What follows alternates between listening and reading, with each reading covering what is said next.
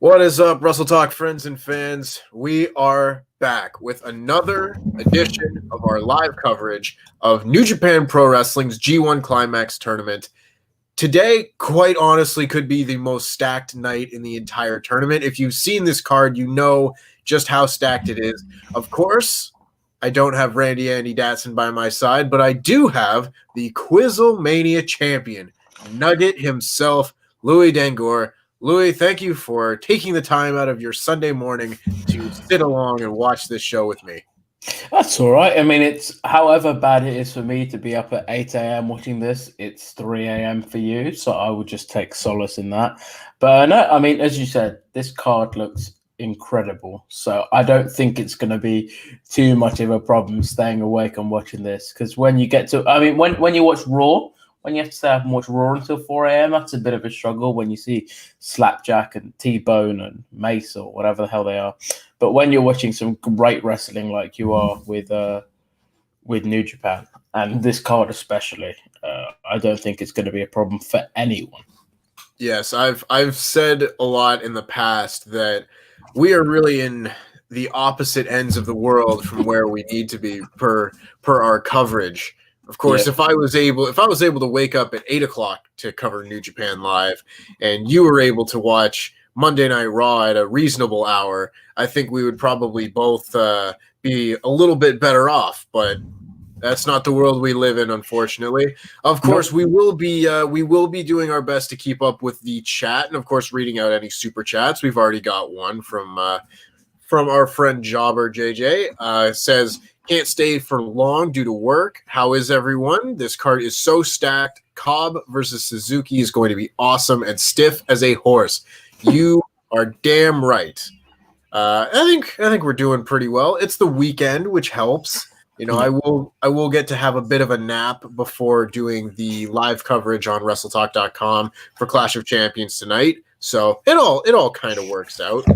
Yeah, I'll have to have a nap before then, even though I'm not covering it just to watch it, because, I mean, staying up for like 20 hours will be an issue for me. And I'm working straight after this on the site doing some news, so I'll probably have a nap around 5. So, no, it's good. But, I mean, it's the weekend. I had a nice day off yesterday. So, no, I'm looking forward to covering New Japan today. And as you said, Jeff Cobb versus Suzuki should be, I think your eloquent words were stiff as a horse, which this should be.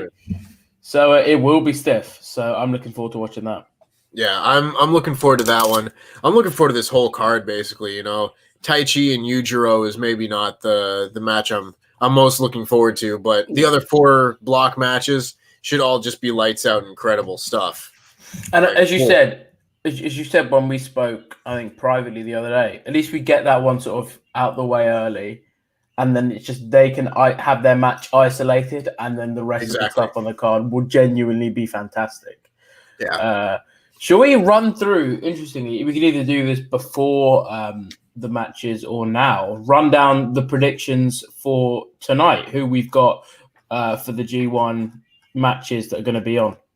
Yep. Yeah, no doubt. So, I mean, of course, the first block match of the night is going to be Taichi and Yujiro Takahashi. I'll speak for myself. I think Taichi wins this one. I don't think Yujiro picks up any wins in this tournament, if I'm being completely honest. And clearly, they've got big plans for Taichi, as seen with his win over Minoru Suzuki in his last match. But I mean, your thoughts? If you told me Taichi would be going 3-0, which I think he is, I'd have called you stupid. So I think it's got to be Taichi. But are we missing something? Is it us that just doesn't see something in him, and everyone else does? I don't know, but I just don't see anything in him that would make me want to, especially make him beat Minoru Suzuki. If anything, I'd have had. I think we discussed this on the New Japan podcast we did on Monday. I'd have waited to give Suzuki his loss and then maybe given it here tonight and then set Cobb up for an open weight title match later down the line. But I see Taichi winning that. They clearly see something in him. Yeah, I mean, when he goes out there and tries to wrestle, which I don't know if we'll see that happen today, Yujiro isn't the most inspiring opponent for him to face. No. But when he goes out there with his working shoes on, he can go. Yeah. So I'm willing to give him the benefit of the doubt. His first 2 matches have been good enough. Yeah. You know, I'm not expecting much out of this one, but going forward, we'll have to see. Of course, after that is Jeff Cobb and Minoru Suzuki. Personally, I think Jeff Cobb takes this one. I foresee, and I think the Never Openweight Championship match is in his future. Obviously, beating the champion Minoru Suzuki would earn him that title match, and I just see that being the most likely outcome for him moving forward from here to the Tokyo Dome. It's an interesting one, because if you said this to me without him having been beaten by Taichi already, I would have probably said, yeah, I can see Minoru Suzuki losing this. Jeff Cobb, we think, has just signed full-time with New Japan. They've clearly got some plans for him. But I can't see him losing to Taichi and Jeff Cobb within the space of a week or so. So I think I'm going to go for Minoru Suzuki. I think. Yeah, well, yeah, we'll go for Minoru Suzuki. All right. Of course, the match after that should be another just absolute barn burner. It's Tomihiro Ishii versus Kota Ibushi. This, to me, is one that could really kind of go either way, depending on the story that they want to tell. I'm pretty sure that Kota Ibushi is going to be at least alive going into the last few days of the tournament. I think he's going to be one of the main players in the A block. Obviously, he's main evented the first 2 A block shows. So if I had to pick one of the 2 for this show, I think Ibushi takes it. Yeah, I could see Ibushi taking it. I mean, Ishii is credible enough where he can pick up losses but still be credible. I see him beating probably Taichi and Yujiro. So I'll go for Ibushi as well. Yeah, I think Ibushi's got this. Yep, of course. And then we have the Best of the Super Junior rematch, the match of the year last year, 5 3/4 star, absolute classic, all-time great match. Will Osprey versus Shingo Takagi. I think Shingo gets the win in this one. Osprey, of course, beat him last year. Shingo doesn't have a win yet in this tournament, and Osprey is, off to a 2-0 start. That would be a really big hole for Takagi to try and climb his way out of if he goes to 0-3. So I think they try and even the score up a little bit here with a Takagi win. Yeah, I wouldn't be shocked if Osprey won. I wouldn't be shocked, because they clearly had plans for him before the pandemic in the heavyweight division. So yeah, you know what? I'll go for Shingo as well. I see your logic. Yeah. And then, of course, the final is the rematch, of course. They've got tons of history together. It's Kazuchika Okada and Jay White. This one is a total coin flip. I could see them absolutely going either way with it. Honestly, I might go Jay White with this one. Interesting. Honestly, like, if he's another one that's gone 2-0 to start, I think it makes more sense for him to go 3-0 and at least get that real cocky side of him. Yeah. As the big heel in the block to try and move forward with that undefeated record. If he falls down after that, I think it's still fine. But I see more positives coming out of this match, giving this one to Jay, than to have both of them tied at 2-1 afterwards. Yeah, I mean, it does. I mean, by my logic, if Okada wins and Shingo wins, the only person undefeated is Taichi. Yep. Which I can't see happening. But I couldn't see him beating Minoru Suzuki. So we'll see. But this is what I like about the G1. It's so hard to predict, especially some of the matches towards the top of the card. They could literally go either way. So we should be set in for a really good night of wrestling. Oh, yeah. I mean, I can't wait. I mean, as we're talking, Yota Tsuji and Gabriel Kidd are underway with the Young Lion match. Pretty standard stuff. They just got underway, so lots of headlocks and grappling and whatnot. As we kind of look through the rest of the chat here, we've got Ace Shock asking, has Yujiro ever been interesting? Many years ago. It's been a while. Since being the bottom of the Bullet Club totem pole, he hasn't done much. But once upon a time, he was a guy. He had a real good match with Hiroshi Tanahashi for the heavyweight title years ago, and him turning on Okada in order to join Bullet Club was a really big deal. And that was 2014, and he hasn't really done a whole lot since then, but hopefully that answers the question at least. Beyond that, we've got a lot more people just kind of checking in, asking what time zone everyone's in. Of course, Eastern Standard Time here. We've got a 3 a.m. start, which is not ideal, but not too bad. BST over here is a British summer time, and I'm 8:10, so not too bad. Could be worse. Yeah, you're having a normal morning time, basically. I wouldn't call this a normal morning for me. It's normal morning time for normal adults. Normal, yes. You might not qualify yet, but you'll get there eventually. I mean, I think based on the fact that 3 nights of the week, sometimes 4, I cover sports entertainment in wrestling in the US. So my body clock is very much built towards, I'd say, a sort of BEST. I'm sort of like halfway between British summertime and Eastern Standard Time with my body clock. But this isn't too bad, all things considered. So BEST, so the best time is what you're saying. I'm on the best time zone. Exactly. There you go. Exactly. How old is Yujiro?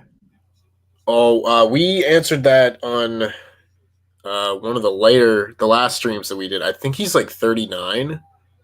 Something like late 30s. A Shock is back again, saying, how are the Packers doing? I got to represent. Very well, thank you. We are 2-0. Had 2 very good offensive weeks, and hopefully go 3-0 later today when we beat the New Orleans Saints. Fingers crossed for that one. And again, more people talking about time zones and whatnot. Very good. Awesome. So yes, of course, in the ring. I mean, all of the young lions, there's only 3 of them. So you're going to see every combination of those 3 guys wrestling like 3 or 4 times over in this tournament. I think everybody's gotten a win so far, at least one. This is the 5th night, so we'll have seen this. I guess will be the 2nd time we've seen this match, but it'll be interesting to see. I don't think they're going to do a whole lot with these matches, but definitely if someone gets more wins than the other, you might see that frustration come out, especially with Gabriel Kidd, who's kind of shown that more aggressive side when he's wrestled people like Yuji Nagata and Manabu Nakanishi and guys like, not Nakanishi because he's retired, but prior to his retirement earlier in the year. But people like that, the older veterans. I really like Gabriel Kidd. I mean, I'm sure when Andy was on the show, he probably said the same thing. We watched him a lot in Defiant or WCPW, and he was always. He felt like he was breaking out onto the top level or was close to. He had some great matches with Cody. So this, I guess, didn't feel like a step back because it's learning a different style, learning a new way of wrestling, a new culture. And looks like he's killing it. And from everything I've heard, looks like he's doing great. So I think, could you see him being, I guess, could we be sitting here in 5-10 years with Gabriel Kidd part of something like the G1? Oh, yeah, absolutely. I mean, they give their young lions the biggest chance to succeed possible. And it really does kind of, it stands out when you see how few misses they have with their young lions. Most people that go on excursion and come back, they end up being something, whether that's in the junior division or in the heavyweight division. You should be able to get, big stars. So, I mean, it's all up to, happenstance and everything. If he is able to, he just picked up the win. So yeah, he's on his way. Picked it up with a real nice big suplex. But, given the appropriate amount of time, and experience, I don't doubt that we'll see him do real big things in New Japan. Also in the chat here, we have Marco Talon saying, reminder, this is the same building where Gato turned on Okada to side with Jay White. That's a very good point. Jay White also brought that up in a recent interview with New Japan's website, where they talked about how he considers that to be maybe the most important moment in pro wrestling history, which is very much heel, jibber jabber, but obviously that is not supposed to be forgotten, in the minds of these fans. Space Pegasus, that's a great name, by the way. That someone should use that as a ring name. When do we think Okada will go back to using the Rainmaker? I miss it. I miss it too. I think I've said it on every single show that I've done so far with this tournament that I hate the Cobra Clutch finish, and I just think the Rainmaker is a much more dynamic finishing move. Yep. And, ASAP. Get it back ASAP. Literally could not happen soon enough. Especially with big matches. If he's going to be in the main event of these shows, it would very much help.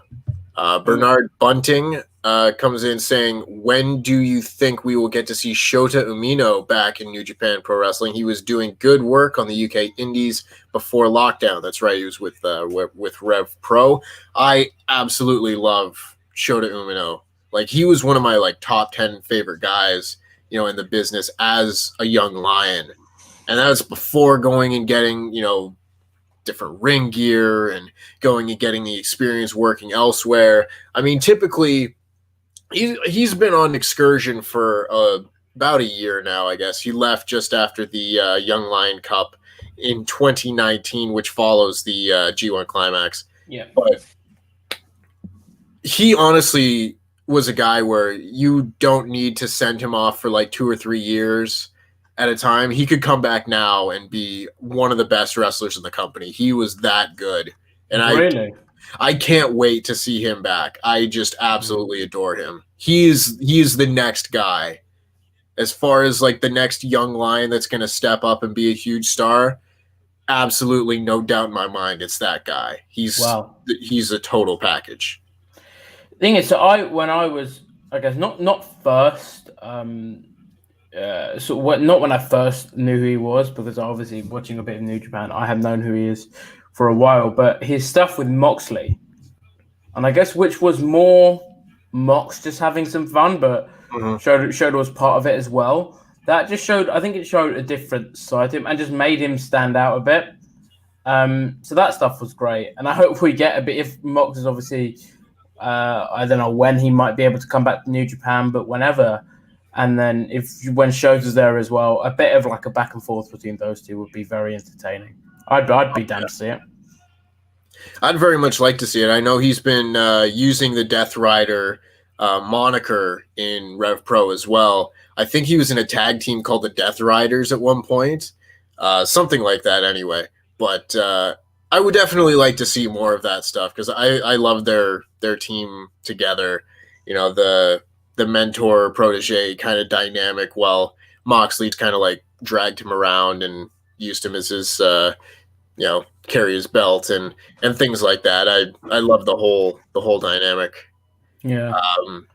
Just before the first block match starts, we've got a few more in the chat here. Ace Shock says, has the travel ban been lifted to Japan? Well, at least it's been lifted to the point where you can get guys like Will Osprey and Jay White and James Robinson back in the promotion. I don't think it's as easy necessarily as flying in and out. I think ultimately that's been the big thing where Jon Moxley can't come in and drop the US title because, again, you'd have to go there, quarantine for 2 weeks, drop the title in a match, then as he leaves, quarantine for 2 more weeks before he can be on Dynamite again, which just doesn't make sense logistically, but be that as it may. We've got Alex. Yeah, go ahead. I was going to say it's fine for guys like Jay White and Juice Robinson and Will Ospreay, who are going to be there for extended periods of time. But when you've got someone like Moxley, someone like, I don't know, for example, a Jericho, who might come in and do a one-and-done thing, it just doesn't make any sense for them to be quarantine, go, perform 1 or 2 dates, because everything's live now in New Japan. It's not like they're doing no arena shows where they can tape 6 months out of content and get 6 months out of Jon Moxley. They're doing everything live. So you can't really that, I guess, taping usage out of someone, so it just wouldn't make any sense for any of the parts involved. And I guess with what we've seen with New Japan, with AEW recently, with obviously Lance Archer testing positive, not Brian Cage testing positive, but speculated Ben Carter. A lot of people have obviously, not a lot, but there were noticeable absences from Dynamite. So I think that it would be probably foolish for anyone to let anyone from their promotion obviously travel abroad, do extensive traveling. I'm kind of surprised that AEW hasn't tried to put some restrictions on what talent can do right now, purely from a safety stance of just try and limit yourself. Like, we might subsidize you a little bit more money, just try and be a bit more careful, but we'll see. I agree. Yujiro jumped Taichi while he was making his entrance there, attacked him with his cane. Taichi is yet to fully disrobe, and Yujiro's just kind of kicking him. So the first block match is underway. Getting through the rest of these, though, Antonio Correa said, relating to the Young Lions, Master Wato hasn't been a success yet, and no, he hasn't. Maybe if we give him more time, but I mean, I haven't been a big fan of Wato's since he returned. Alex Divine says, has Louis been to bed, or is he just woken up? You've had some sleep. You're waking up. No, I went to bed quite early. I went to bed about midnight, so I've got about 7.5 hours sleep. So not too bad at all, actually. That's not too bad. For any of you wondering, I'm at 0 sleep. I have not slept yet. I will sleep when this is over, perhaps. And Jobber JJ's back, saying, unlike WWE, where every young lion in NXT is mostly a miss. Just about. I mean, you've got your article up on WrestleTalk.com of the 10 NXT call-ups that did better on the main roster than in NXT. Make sure you all go and read that. It does happen from time to time. It's not every call-up is a total miss, but obviously the track record kind of speaks for itself. Yeah, I am going to paste that in the chat so people can check that out if they want. To be honest, the majority of it was it is difficult because not everyone is a fail. Like, you think Roman Reigns was an NXT call-up. He is arguably WWE's biggest star. And I think that a lot of people, especially after the last few weeks, are coming to realize that. So I think not everyone is a complete bust. But to be fair, the majority aren't great. I mean, like Seth, the reason I didn't put someone like Seth on the list was purely because he was NXT champion, but he's done great things on the main roster. Moxley did. I mean, you think it wasn't great. He was still, for a while, WWE champion, still a main eventer. Guys like, you know what, I won't spoil it, but I've put the link in the chat so people can check that out if they want to. Absolutely. Jobber JJ is back with saying it's very interesting to hear. Will Okada get some revenge, or will Gato screw Okada again? I will probably go with the latter. You know, Okada's gotten a lot of beatings on Gato over the last year or 2 years at least, I guess now. And personally, I have Jay White coming out on top in this one, so I think he might take it. Renee Rangel says, what match are you both looking forward to the most? And what did you think about Juice Robinson's I crapped myself promo from the other night? I thought his promo was fantastic. He's got one of the most unique deliveries of anybody in wrestling today. And I mean, starting out 2-0, I gave him a lot of crap early on in the tournament, saying, you know, we really need something big out of Juice Robinson this year. And so far, he's delivered. So, yeah, he has more than delivered. I think he's going to have a big tournament. Saw his promo, as you said, he is a fantastic, got such a unique delivery, such a unique charisma to him that I think he'll go far. A match I'm looking forward to most. There are honestly. Ibushi Ishii will be very good. Cobb Suzuki will be very good. I'm a massive fan of Suzuki, so I'm going to say Suzuki Cobb, which should just be, I think, and I've loved this phrase when the guy used it, stiff as a horse. It should be stiff. Personally, I'll go with the Will Osprey Shingo Takagi match. That's their match from the Best of the Super Juniors was like one of my favorite matches that I've ever seen. So I don't necessarily think that they're going to reach that kind of height, just because one is the finals of a whole tournament and the other is a match, on day 5 of another tournament. So, but I think it's also impossible for those two to have a bad match with one another. So I'm very excited to see them go at it one more time. Which saw Scorpion death drop to the outside, which was interesting, to say the least, from Yujiro to Taichi. There's been a lot of brawling around ringside during this match. Taichi was choking Yujiro with a television cable not too long ago, and Yujiro still has the momentum, hitting a sliding drop kick to level Taichi. Marco Talon also comes in with a super chat saying, I feel like Okada will start using the Rainmaker again when crowds are allowed to cheer. It's entirely possible. You never know. Yeah. I hope it doesn't take that long. I would much rather see it come back. Tonight. Yeah. I want to see it come back yesterday. I want it already back. Shock says, will the Good Brothers be in New Japan? By all accounts, that sounds very much like that is the plan. Obviously, they're working for Impact as well, so it makes it, again, hard to try and come in and out and do different dates. But when the world is a little bit more settled, I definitely see them making their return. Yeah. I'm very excited to see it, too.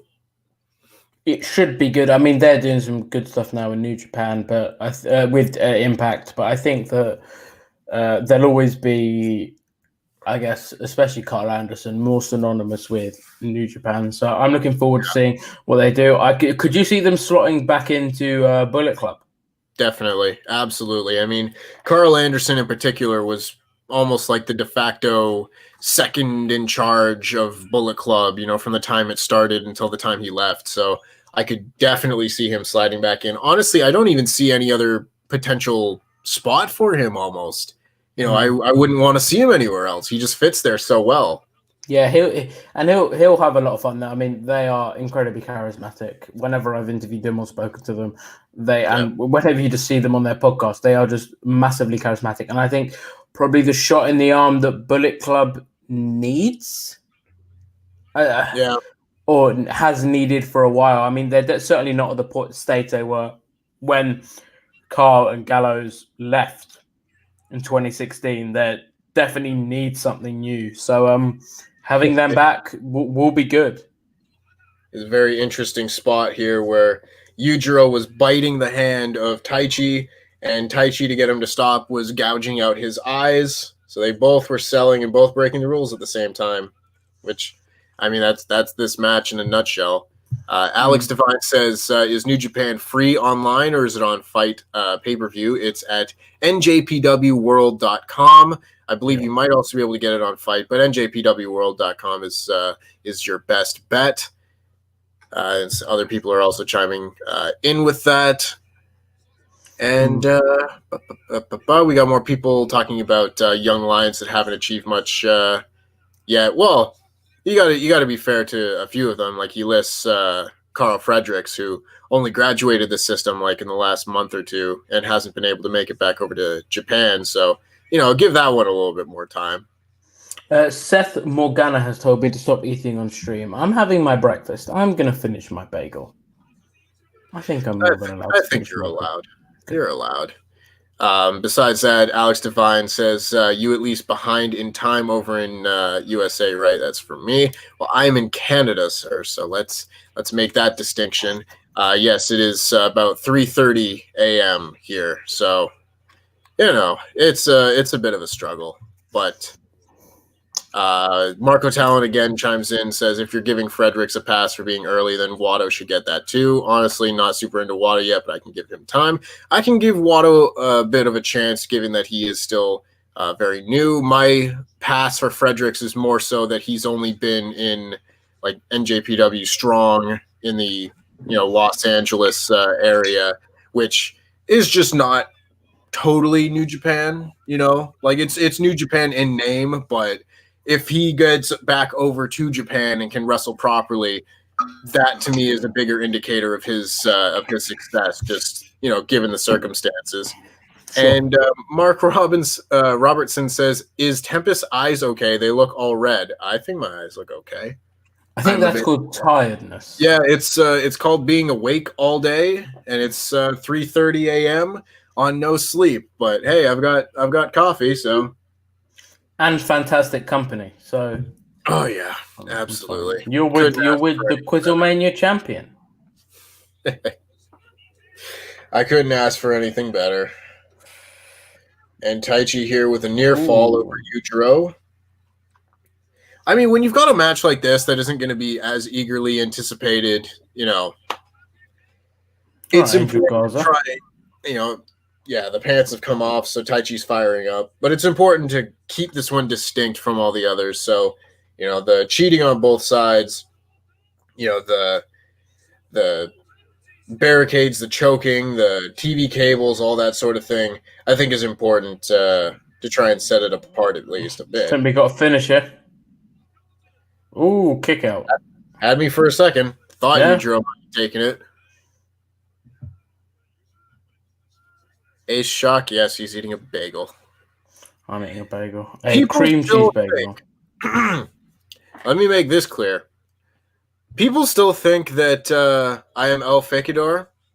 I'm not Laurie Blake. If you couldn't tell by the accent, I am, in fact, someone new, someone completely different. I was going to say, Laurie is a talented man. He's a fantastic editor, fantastic on-screen personality. I don't know how fantastic... Oh, hang on. We just got a low blow there from Taichi. Pin, 1, 2, 3. There you go. There we go. Taichi takes it, as you kind of figured he would. 3-0 for Taichi. Wow. The first undefeated 3-0 man in the tournament. Yeah, as I was saying, Laurie's a very talented man. I don't know how good he is at a Canadian accent that he'd be able to fool us all for all of this time. But fair play if you think he could. Absolutely. We might have to put him to the test one of these days. So there's the end of the first match. Taichi out-heels his way to a victory. No, I'm not offended by it. I certainly don't think it's going to be the best match of the show, but we're through it now, and we can get on to the real exciting card. The wrestling. Yes. Logan West has said, try to email you guys about any kind of positions that might be available for WrestleTalk. Appreciate you guys. You helped me get through my cancer treatments. Much love and respect. Firstly, great to hear that you got through your cancer treatments. That's obviously fantastic. If you, I'm not sure where you emailed them to, but send the email to support@wrestletalk.com. And then that's the best place to sort of get your questions or queries answered. Absolutely. Excuse me. And let's see real quick. Jason, probably going to butcher this last name, but Skiberas says, if all the companies are allowing talent to work New Japan, what kind of stuff would New Japan do to pay their respects to these companies, as they are all about respect after all? It's difficult. Tony Khan has said in the past, he's sent a number of his talent over to work for New Japan, and he would appreciate it if the favor was returned. But I don't know. It's very complicated. New Japan is very loyal to the companies that they have partnerships with, and right now that's CMLL, Rev Pro, Ring of Honor. And if you're not working for one of those companies, I don't think we're really going to see any of their talent going and working for, AEW or Impact or anywhere else. It seems like a very one-way street of people wanting to go and work for New Japan, but I also don't think that many of the New Japan stars really need to be going and working anywhere else. I mean, for dream matches, possibly, sort of like a yes, dream match. I could definitely see an upside to the biggest stars going and working for somewhere like AEW, where much of the AEW roster already has a history with these people. But I don't really see it going much beyond that. Yep, I completely agree. I think that I could see Kenny doing some work with New Japan within the next couple of years, to the point where I think that would jerk a reaction from New Japan, where AEW, if they're smart, will be like, right, here's Kenny for a couple months. Kenny is one of our biggest stars. We can't just give him to you. Let's work something out. And I could see something being worked out where either for a program or something, someone comes in for a bit of a feud. But we'll see. I think that at this point, probably in AEW, how much of a draw would Okada be in the States? Like, would Okada sell out? Not sell out a pay-per-view, but would he be the thing that tipped AEW closer to 1 million viewers, even going on pose with NXT? I'm not sure, but would someone like Kenny in New Japan again really help? Yes. I think it all depends. It certainly depends. If you had Kazuchika Okada go to AEW and you booked like a year from now with a full building, say that pandemic's over, you can sell tickets again. If you booked the main event of All Out 2021, Okada versus Omega 5, you're selling out that building. Not even a question. You would get the biggest buy rate that you've had to date, and you would sell out a major, major building. Having him on week to week, if it's like promoted and it's going to be on, it's going to be on television. We're going to have Kazuchika Okada in the main event of this show. He'll wrestle someone he hasn't wrestled before. Maybe you do something like Okada versus Pac or, something like that, a big match.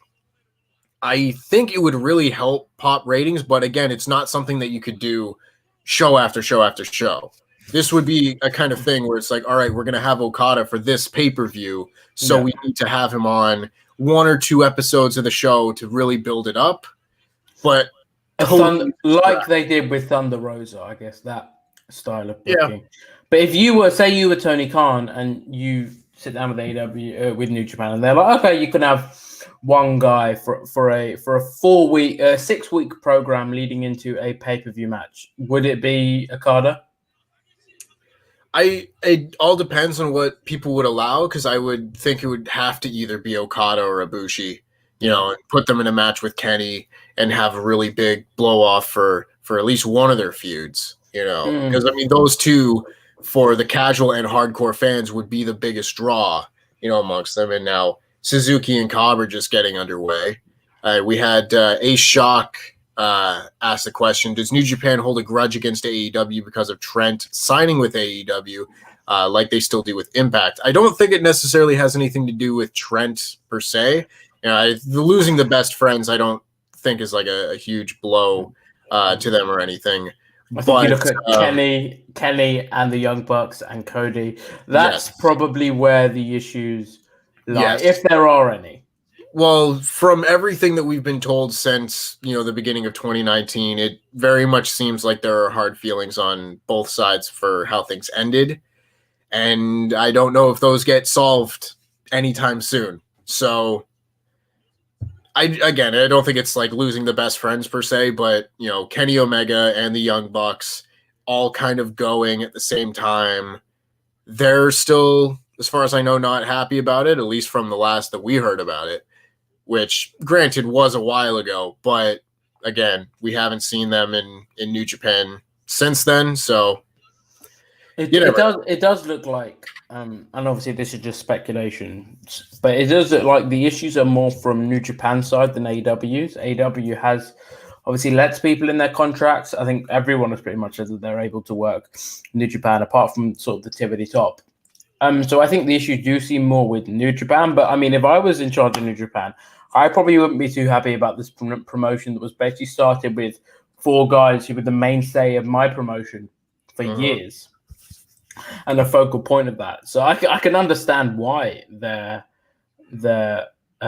annoyed. But I mean, I'm trying to pay attention to this match because so far it's looked pretty good. It looks like it's going to be pretty hard hitting, which I guess we could have guessed. Yeah, there's been a lot of grappling so far. So, which I mean, it's pretty understandable. You've got Cobb, who's a great amateur wrestler, and Suzuki is one of the founding fathers of MMA. So we're going to see a lot of stiff as a horse wrestling, as it's been coined already. I know John DJ said that he had to go to work. So yes, we will remember stiff as a horse. Hopefully you can come back and check this out after you're done. Indeed. Right, let's This match is going to be good. I really, really like Jeff Cobb, but I mean Suzuki is just what he does at his age. He shouldn't be able to do, and I know that. I think Andy said this a couple of days ago, or whenever you guys were on stream. The style he wrestles is easily pretty sustainable. I'm not saying it's easy, but it's sustainable. So we could be seeing him at the top of the card for years. It will be interesting. Suzuki is now leading Cobb around ringside and throwing him into barriers and leading him around by his hair. And now he's got him in a rear chin lock, rubbing his forearm against his the bridge of the nose. And I can tell you that is no fun. Yeah, like I said, I'm very eager to see how Jeff Cobb does in this tournament and then going forward. You know, like I've kind of said, he's still he didn't have a very good tournament last year, both match quality wise and of course just win wise, as he was just a Ring of Honor guy at the time. But as a promoted and pushed New Japan star, he could definitely get a ton more mileage, especially out of matches like this. Yeah, I mean, so how would you describe to a US fan who just watches AEW or NXT and WWE, how would you describe Suzuki, and who would you say he is most sort of similar to, I guess, in that aspect? Oh my god. It's hard to find people to really describe or compare Suzuki to. He really is just kind of like a really unique character. It's hard to find someone like in wrestling that you can compare him to. Because I mean, you look at him and he's got like a legitimate background, so you can compare him to to real shooters like Brock Lesnar or Bobby Lashley or something like that. But as a character, he's also like really sadistic, but also not like huge. Like he's not super physically imposing with his physique or anything. It's not like where you look at Brock Lesnar and you think of him as like, oh my god, he's the Incredible Hulk in a wrestling ring. Jason here has said Suzuki is closest to Taz. That's not a bad comparison. You have to go back, a couple decades to make it work. But for sure, he's got that kind of intensity. Again, not physically imposing, but that he's for real. He's legitimate, and he's more physically imposing with his character work than with his physique in general. And on top of that, he has like amazing matches as well. So it's a really good total package for like a respected villain kind of character. That's the thing, right? It's hard to say, oh, he's like this, he's like that, because he has aspects of everything. He has that real MMA background. He has the fact that he's not got the biggest physique like a Brock Lesnar, but he still does a lot with what he's got. So I think it's only a testament to him that we are struggling, I guess, to think, oh, he's like this, he's like that, because there are just so many people that I guess he could be likened to in different aspects of his character. Yeah, absolutely. Like I've seen like a few people in the chat here comparing him to like a mafia boss type deal, where like he can be quiet and reserved and not physically imposing, but you still are intimidated by him just through his presence. And I mean, if you like, there are certain matches you can watch, like his famous match with Hiroshi Tanahashi from King of Pro Wrestling, where he's locked in a figure four and he's just looking like wide-eyed at Tanahashi and just laughing at the top of at the top of his lungs is horrifying. Is a terrifying, like nightmarish visual, and you could not find people to pull it off like Suzuki does, just because he is so intimidating and so believable. He's like the Joker in a wrestling ring, where it's like if he starts laughing, you're gonna turn and run the other way. 100%. Oh, He's ducked a clothesline, and he's already going for the Gotch style pile driver with little success. that was a Cobb knocks him on his ass with a big clothesline. A lot of his matches or Suzuki seems to be featured around going for that clothesline. It never seems like the sort of thing where he goes to hit it and hits it. Well, it's interesting. A lot of the time, he's put people down with his rear naked choke and everything. Put him down with the sleeper hold. Only very rarely does he actually hit like the Gotch style pile driver. Obviously, we saw that in the Ishii match to start off the tournament for them. But it's not a move that he hits terribly often, and a lot of the time it will be at the expense of winning matches. Yeah. Oh, and Cobb's lifted him up and driven him into the turnbuckle and hit a big running power slam. That's Braun Strowman's move. And follows it up with a standing moonsault. The moonsault isn't Braun Strowman's move. No. I'd be very impressed if Braun Strowman hit a moonsault, but I don't think... Something tells me it's not on the cards. No, I don't think so. And Luvis Alberto says Suzuki cutting his own hair at Wrestle Kingdom was terrifying. Yeah, that was an excellent moment. Also, just in terms of like respect, and that he's not like a cowardly heel. He's like, all right, you beat me. I'm not going to let you shave my hair. I'm going to shave my own hair. You don't get that respect. I'll do it. Yeah, like a pride thing, I guess. Like, no, I'm still the one. He's now hit the Gotch style pile driver. That's it. That didn't seem to be as long as I thought it would. Yeah. I mean, it kind of comes with, trying to build the card. Yeah. If this match, I think a match like this totally could have been put in the main event position, or at least later on in the card as well, and done quite well.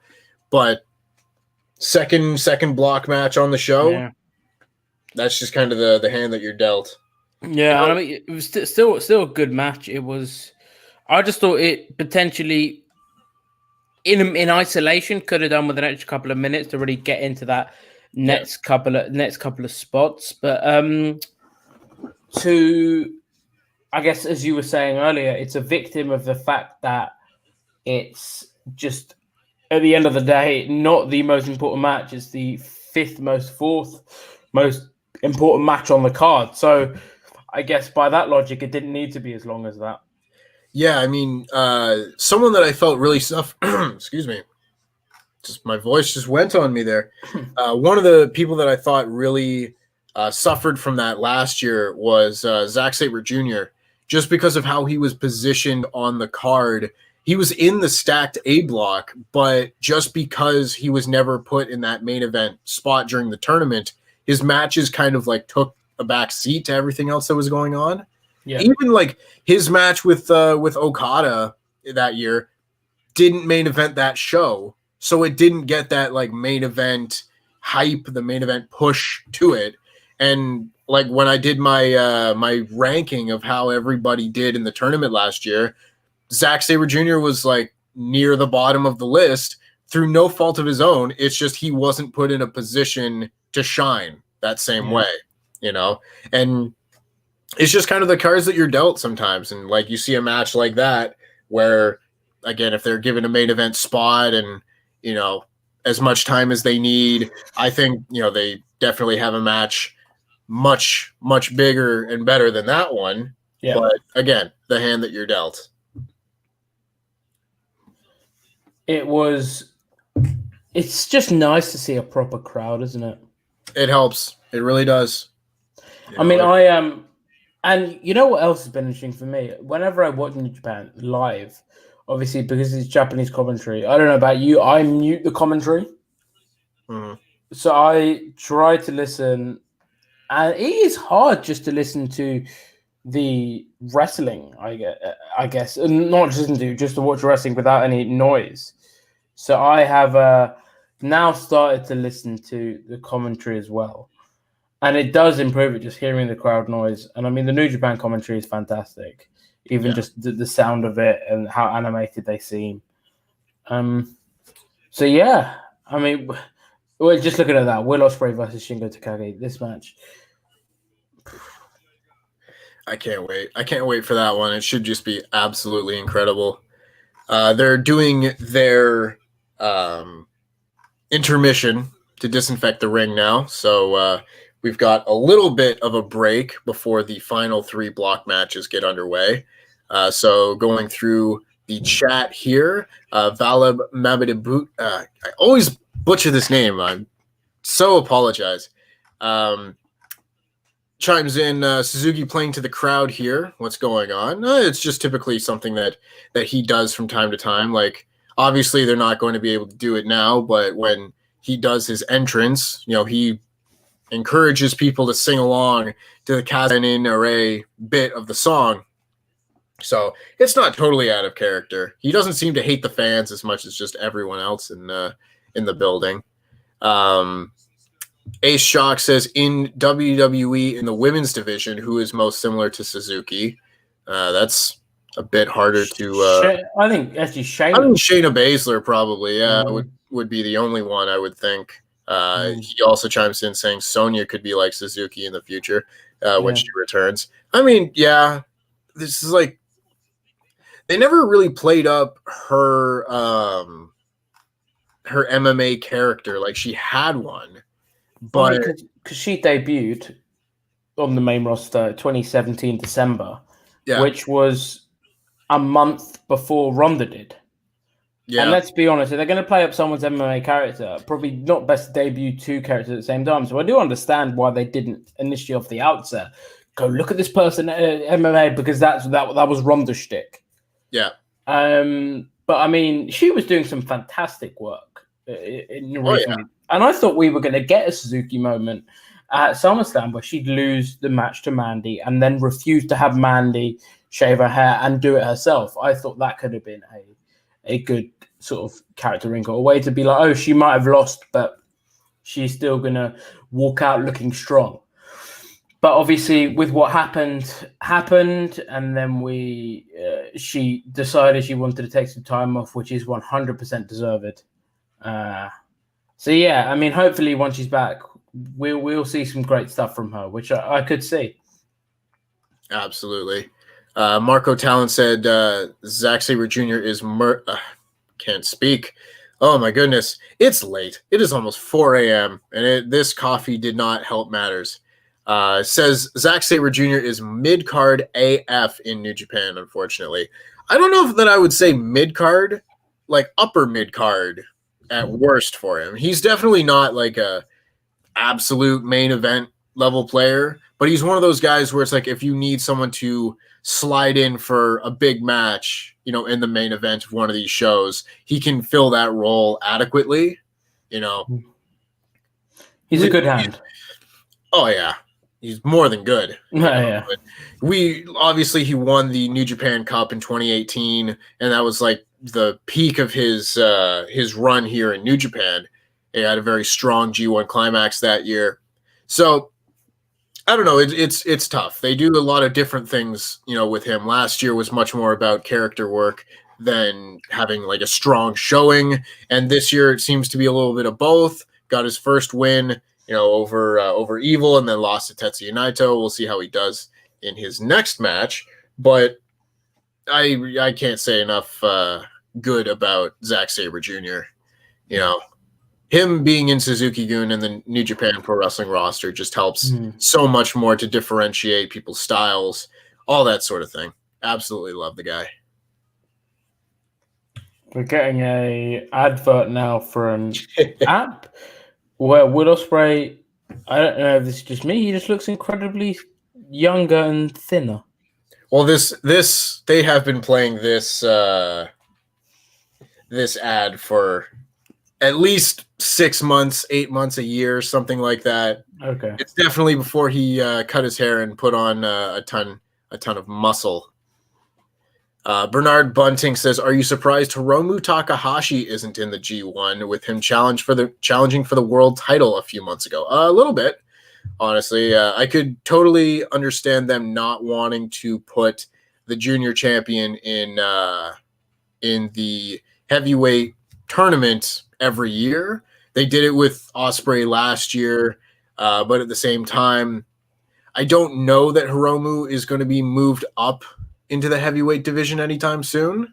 Do you think he should? It's difficult to say, right? Because like you don't want to totally neglect the junior division either. You know, it helps a lot to have two very strong divisions. Yeah.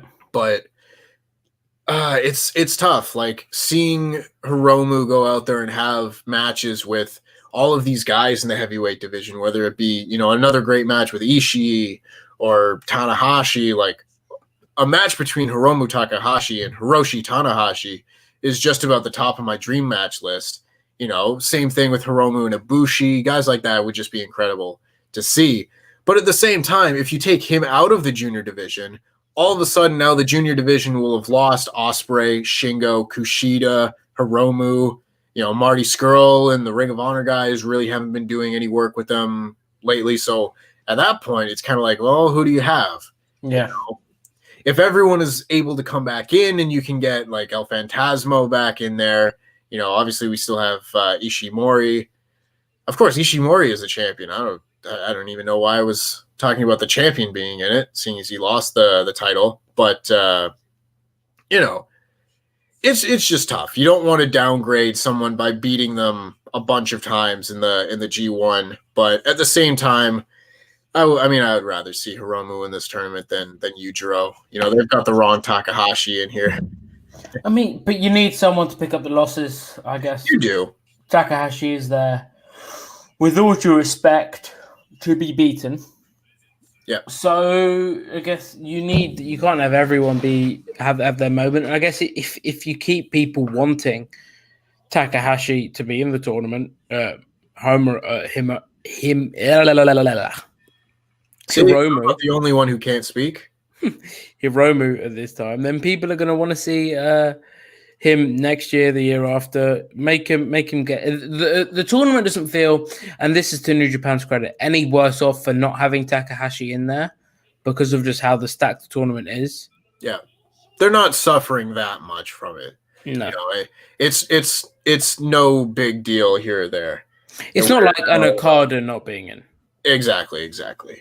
And now Tomihiro Ishii is making his entrance for his match with Kota Ibushi, and this should be another real big one. Let's see here. A-Shock, if Yano won the 24/7 title, what would be the reaction? I don't know that anybody's getting a reaction winning the 24/7 title these days, but you never know. I would probably pop for it. And Abhinav says, Tempest, do you want to hear a joke? Taichi versus Yujiro Takahashi is going to be a 5-star classic. Well, it already happened. And you know what? It wasn't a 5-star classic.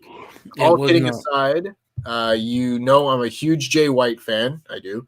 But as a fun question, how much cheating would Evil versus Jay White be? Probably a lot, although they're both Bullet Club, so I would be kind of interested to see what the dynamic would be like with Gato in Jay White's corner and Dick Togo in Evil's corner. You know, it would definitely be different with a cheating heel manager on both sides. It's something we haven't really seen so far in the tournament. Ishii is so big, he doesn't look like he's got a neck. Oh, he doesn't have it. It's so weird because he's so short. Like, he's not a tall man at all. He's like 5'4", you know? Just all muscle. Yeah. He's just about like the most like solid, compact wrestler you're going to find. With no neck, of course. No, he just looks like a brick. Yes. Well, he's the Stone Pitbull.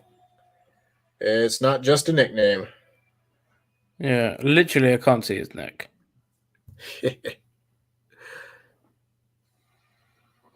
Greg asks, is Tempest an actual wrestler or just some guy who wears a luchador mask? A little of column A, a little of column B.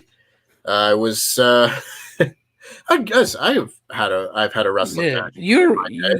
You've had a wrestling match. So you are a wrestler. I'm a professional wrestler. Of course, I would have had more wrestling matches if the world hadn't ended. But hey, man, you know, that's the world that we live in. And trail marker rather. Reading is not my strong suit today. Says loving the shirt. Go Pack Go. That's 2 streams this week that I've worn Green Bay Packer merchandise. So shout out, gotta represent. Speaking of people, Ibushi's abs are just ridiculous, aren't they? He is a specimen carved out of stone. Yeah, he is. He looks like just a very apt man. I know Don Callis. Good Lord. It is a struggle tonight, ladies and gentlemen. Don Callis has said if you're going to create a wrestler and carve one out of clay, it would be Kota Ibushi. And I mean, looking at him and watching him do flips and all of his crazy athletic stuff, I mean, it's hard to argue. I mean, Kota Ibushi is obviously one of the best wrestlers in the entire world. The man that high-fived Vince McMahon. Yeah, I love that story. And Antonio Correa wants to point out that the NJPW collection game is the NJPW app. It's NJPW's version of FIFA, which I think is more of a dig at you. What a game. What a game. Oh, yeah, what a game. My brother has sent me that video of when I said, I like FIFA, and Luke just like, oh, F's sake, Louis, get a personality. My brother has sent me that video and showed me that video about 3 times. So it was entertaining. But I got the last laugh because I won QuizzleMania. So Luke?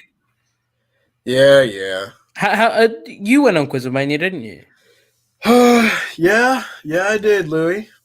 What you getting at? Did you win? Shockingly, I did not. As I I mean, your round, the round that you would have aced everyone, they just decided, hey, we're not going to do it this week. Yeah, that was my Achilles heel, shall we say, that week, because the first time they've ever changed the formula to not have the Survivor round or any trivia round really was the week that I was on. So lucky me. For people that don't know, Brian's fact checker thing isn't just a gimmick. Whenever we want, Tempest. Yeah. Who? Sorry. Yeah. Apologies. Whenever we want to find out something, as in if we can't be bothered to Google something, we'll just say, "Hey, Tempest, did this happen?" And he'll be like, "Yep," or "Nope," or this. So when he says he's an encyclopedia, or he won't say it, but he is an encyclopedia of wrestling knowledge. Absolutely. Yeah. I've just seen a very funny comment from Marco Talon12 who says the man with no neck versus the man who hates his neck. Yes, that is a perfect demonstration or perfect. Oh my goodness! Like, I really hope that Ibushi comes out of this tournament okay, because he was really trying to hurt himself in that last match. But things are firing off already. This is just already best match on the show as far as I'm concerned. They're just going all out. Oh my goodness. There were a lot of comments there while we were going over that. Bry Robinson, not a fan of Zack Sabre Jr., saying he's not intimidating because he's too skinny. You try and tell him that, Bry. He'd break your leg. We'll see how that works out for you. You know, while I don't think he could necessarily out-grapple someone like Brock Lesnar, I think he could probably out-grapple most other people. So, yep. Besides that, Valid is back saying, I'd really like to see someone like Ricochet come back to New Japan right now. Could easily become the face of the junior division. I totally agree. He was one of the people that Andy and I mentioned on our last stream of someone we would like to see go back to New Japan. Well, he's not leaving anyway, so I hope we haven't got to worry about that. No, of course not. It was more just a general observation. Of course, he'd be fantastic. Yeah, most people in WWE would. You know, if they have any experience outside of WWE, odds are they would do well in an environment like this. I was gonna say, you put Braun Strowman in a G1 and see where that gets you. Yeah, you got to say nothing against Braun Strowman because he plays his role very well. Yes, just a G1 tournament certainly wouldn't suit him. And I think he'd probably be the first one to admit that. He is where he needs to be. Yeah. Oh, Ibushi is not... they're having a slugfest here. Ishii is daring Ibushi to hit him.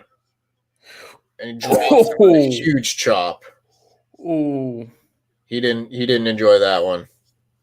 Oh my goodness, this is great stuff. I love it. Absolutely love it. A Shock asks, what are the best abs in wrestling? Fins up there.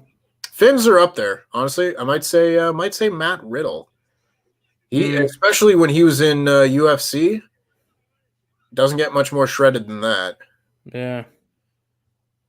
And then Abhinav says, Tempest and Louis, why is the New Japan tag division so dead? Honestly, other than GOD and Dangerous Techers, it feels so dead. Do you believe a team like AOP could fix it? I don't know that I would say fix. I think they would do well in New Japan, especially if they join someone like Suzuki-gun. But they just awesome, yeah. Tag teams just aren't really their focus, honestly. Like, it has a lot to do with many of their top teams leaving. It hasn't helped, by any means. Obviously, they weren't. It's not the focus of this promotion, and that is an important distinction to make. But they had like Gallows and Anderson left, War Machine left, the Young Bucks have left, the Killer Elite Squad have left, Evil and Sonata, of course, have broken up. But you look at like all the junior tag teams that were there. The Best Friends left. You had Matt Sydal and Ricochet broken up. It's very difficult for them right now to find that kind of niche. And just in general, they don't. It's not the focus of the promotion. Yeah, I mean, Gallows and Anderson will be coming back. That's pretty much been confirmed. AOP, I think, could do some great work there, especially it is like the hitmen of Suzuki-gun. I think that could really work. So yeah, I think that we'll see more tag teams in New Japan moving forward. But as you said, they have been dealt a bad hand with people leaving. But I mean, this match so far between Ishii and Ibushi has just been chop and kick city, and it's been fantastic.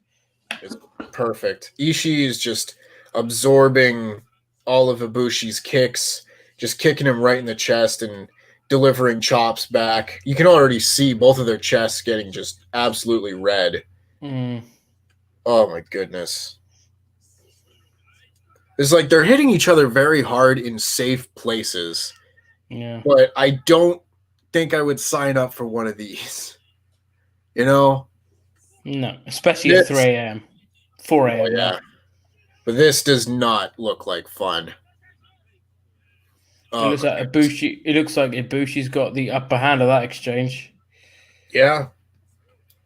It was funny. I mentioned this on the review podcast that I did with Sono Lad over here on Wrestle2 on Friday morning. So go check that out if you haven't had a chance to go and watch it. But Ibushi doesn't seem to win matches when he lets the dark side of his personality out. I find that very interesting. Just anytime he kind of like loses it and the dark side of his personality comes out, he's like he loses focus and he's not able to actually focus himself and get the win. It'll be really interesting to see if he crosses that line in a match like this, because I do think he could, pull out the win. Ishii has decided that, he's done messing around here, has hit a huge power slam. Now, all in Ibushi is no-selling it to an extent. Bernard Bunting has said, could we see Motor City Machine Guns going back to New Japan when everything's back to normal? Well, I mean, I'm not sure. I know Alex Shelley, I think, has been reported he's working without a contract, and maybe. Yes. Well, that's the thing. Honestly, I have a bit of an idea, and not necessarily with New Japan, but if I were to fantasy book my way through something, I would love for Full Gear, and I don't think it'll happen because there's not enough time and whatnot. I would love to see them do a casino battle royal with tag teams, and have the Joker team be the Motor City Machine Guns. Yeah. I think that would be just like the coolest thing. But I mean, obviously it all depends on like contract situations. Chris Sabin is the one who is tied up in contracts and that sort of thing. So again, it's fantasy booking. Ishii and Ibushi are currently just sat slapping each other across the face.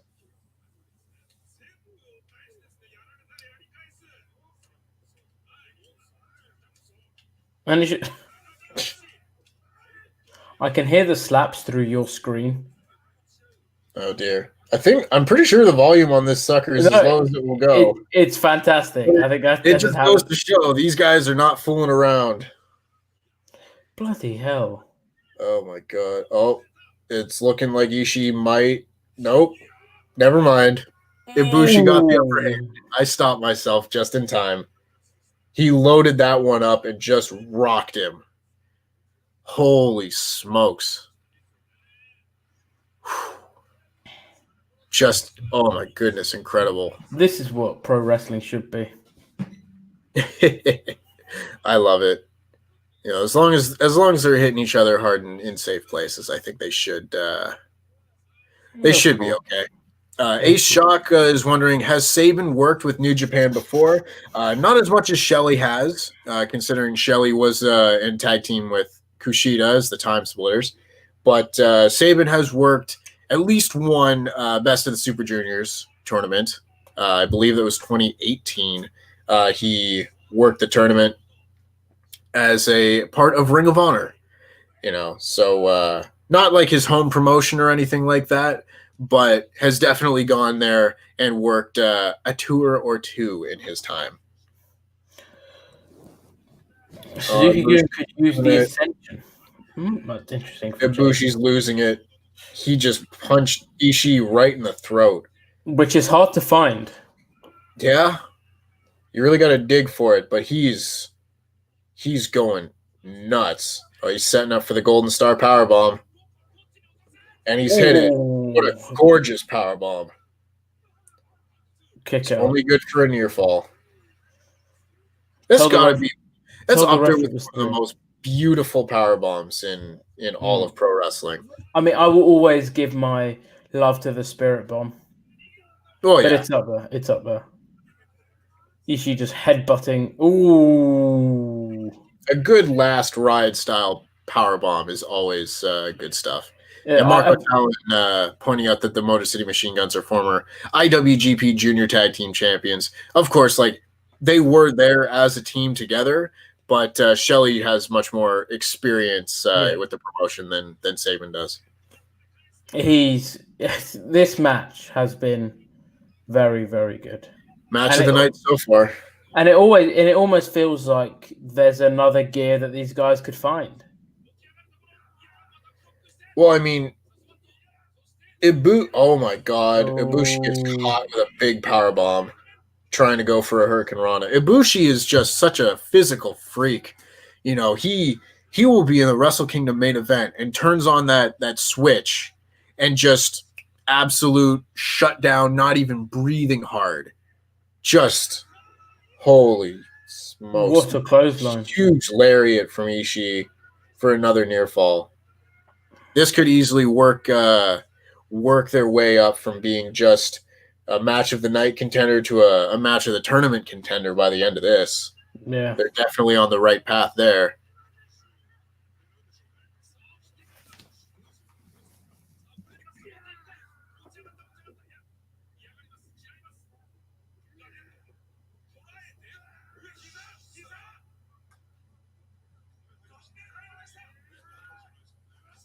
And Abhinav wants to know, Louis, how did you become so successful so quick? You're like a year older than him, and you're super accomplished, and I'm here just watching you, so congratulations, man. Also, I agree about Cody Dustin, to be honest. Well, just pump your tires a little bit there. Toot your own horn. My goodness. I mean, thank you very much. I do appreciate that. Honestly, just working. Tempest knows this. We all on WrestleTalk, not just me. we all work very hard to put out content for everyone, whether it's myself doing the interviews, Tempest, who's worked very hard getting even just New Japan coverage to be a thing. So everyone, thank you for that. But I mean, we all work incredibly hard as a team, and I think that's the main thing. We all have teamwork, which is the great thing. I wouldn't be nearly the position I'm in and been able to interview the likes of Ric Flair, FTR, Brody Lee, if I didn't have a great team supporting me and working with me. So I'd 100% say them. In terms of my QuizzleMania victory, that was just 100% me putting in the hard work beforehand. I studied nips; they weren't needed. I studied Wrestler's music in reverse. I studied SummerSlam main events, and it paid off. And honestly, I am the QuizzleMania champion. I am Nugget, so very happy with that. But in terms of Dusty and Dustin, that was a stiff clothesline. But in terms of Cody and Dustin, I think people have taken out of context what I said. The match was very, very good. I will not take away from that. It was a fantastic match. I just don't know whether it was the best thing of the year. Oh, they're back to exchanging strikes here, and just holy smokes, they rocked each other at the same time. Ibushi had gone for the Bomaye, but Ishii just countered it into another lariat. He's got wrist control now. Oh no. More strikes. Oh. Big German suplex attempt. Oh, and a Bomaye from Ibushi. And a kick out. Wow. This one has gone a while. Yeah, I was going to say, we made it through half the show by like 3:50. Yeah. So I think this match is at least approaching the 20-minute mark. At least. Yeah. Someone's asked, so Tempest, I think Antonio asked Tempest, are you covering New Japan or just the G1? All depends on how well this goes, as Ibushi hits a huge clothesline there. And a V-trigger. That's interesting. It'll all depend on how things go with the response to and the win. Ibushi fantastic match. Fantastic. That's the match of the night so far. Oh, my goodness. Yeah, so, I mean, the goal is to have regular New Japan Pro Wrestling coverage. Obviously, that likely means, like, the biggest events. So, while the normal channel will typically do, coverage for Wrestle Kingdom and stuff like that, the goal is to have live coverage and review podcasts for most of the major events for New Japan in a calendar year. So whether that means Power Struggle in November and then Wrestle Kingdom in January and so on and so forth, that's very much the goal. But it's all dependent on people watching and supporting the channel. So if you're not subscribed to Wrestle2, make sure you do that. Click the subscribe button and ring that bell. So that's another win. I think we both had Ibushi for that one, did we not? We did, yes. Yeah. And I can only speak for me. You've been on the majority of the streams, but I've been on all of the streams. All of the streams. You've been the man behind New Japan, but the reception has been fantastic. Definitely seems like people have been wanting to see New Japan coverage. So it's great to be able to, obviously, for you to spearhead that and bring it to us, and then to join you for the streams. Yeah. Well, I mean, that's the idea, right? We want to get as many people involved in this process, in this coverage. It gives people more of a chance to watch things other than WWE or AEW or what have you. Oh, hang on. We got Ibushi and Ishii. Well, they're not done. They're not done. But I love the way they've done this. They haven't done it like look, we're just going to stand back up and beat each other up. They're selling while they do it, which is just tremendous. Well, Ishii has got to be just like the best seller for me in the whole world, honestly, because he's got a very unique way of doing it. It's very hard to explain to people who may not totally know, but it's trying to make it look like you're no-selling it while you're still selling. It's not the typical no selling where you see someone take a power bomb and just pop right back up to their feet. That's different from this. This is, I'm going to take these forearms to prove that I'm tough and that it doesn't hurt, but it does hurt. And so after a few of them, all of a sudden the, macho tensing up, taking the move, all of a sudden it takes a second to go, and then you go back to it. It's very different, but it's a much smarter way of portraying yourself as someone who's like really tough, but still vulnerable. And Ishii is like one of the best, underdogs in the business as is. And I think it's tremendous, as you said, that thing of like, okay, these hurt, but I don't want to let my opponent know that they're hurt and that I'm hurt, so I'm going to store them all up. And it is a tremendous sort of selling point that puts your opponent over for obviously putting in that damage, but also puts you over for being the strong person, sort of like not letting it and not basically sort of no selling it in an aspect. So it is a fantastic, I guess, sell job. Oh, it's incredible. I absolutely love it. We've got people saying like, that match makes staying up late worth it. Absolutely. That match, like, I don't even need to see the last two matches on the show. That was worth the late night all on its own. Brian just wants Tempest, sorry, just wants to go to bed. No, it's fine. I've had my coffee. I'm probably up for the next few hours anyway. And I mean, we are going to see the next match, which should be. I don't like if people didn't watch that match last year. Last year I didn't watch a lot of New Japan. I'd normally just ask you and say, "Hey, Tempest, what's good, what's not." I went out of my way to watch this at least, I think, 3 times. Yep. Shingo versus Will Osprey, because it was so good. It was honestly tremendous.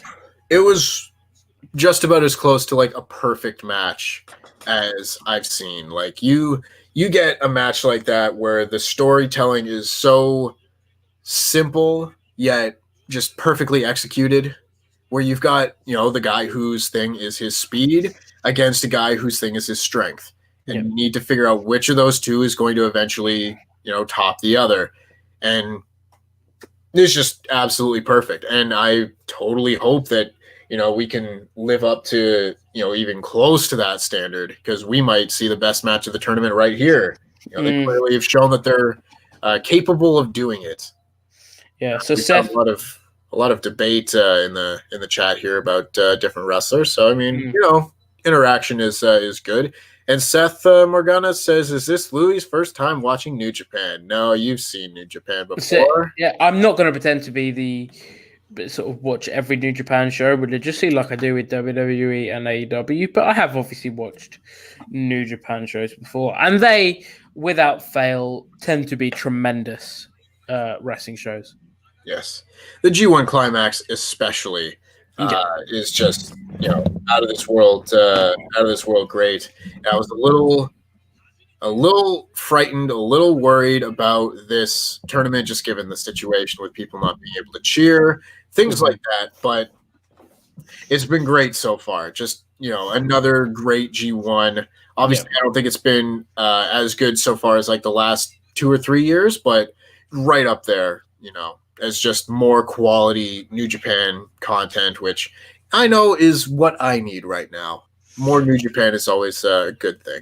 I was going to say, I saw your WrestleTalk recap also on the WrestleTalk channel, which went up yesterday. And you could tell the way this is going to go, where match of the week is more often than not for the next month or so going to come from New Japan. And you know what? Rightly so, because we've probably seen 3 or 4 or even 5 of the best matches that we'll see all year in New Japan over the past week. In New Japan over the past week. So we could be in for a real treat, especially as the tournament progresses. We get towards the latter stages and the finals. Once people find their feet, the crowd get used to obviously not being able to cheer and just being able to clap. I think once everyone just finds their feet and gets more comfortable with some of the matches, we can see it tremendous. Keep saying tremendous. I don't know why. You just get rolling on a certain word, and That's all there is to it. But I mean, So- this is going to be a trend. I will tell you, there will need to be an especially great match on any given week. And I mean, there's an NXT takeover coming up this next weekend, so we could definitely see great matches come out of there, especially with like Finn Balor and Kyle O'Reilly, stuff like that. But I mean, we just saw Ibushi and Ishii have an incredible match, and right now that's the one to talk for the week. So here's looking at you, everyone else. Kushida's wrestling. Yay. Yeah, I had to put that in the news story yesterday that despite being with the company for a year and a half, this is his takeover debut.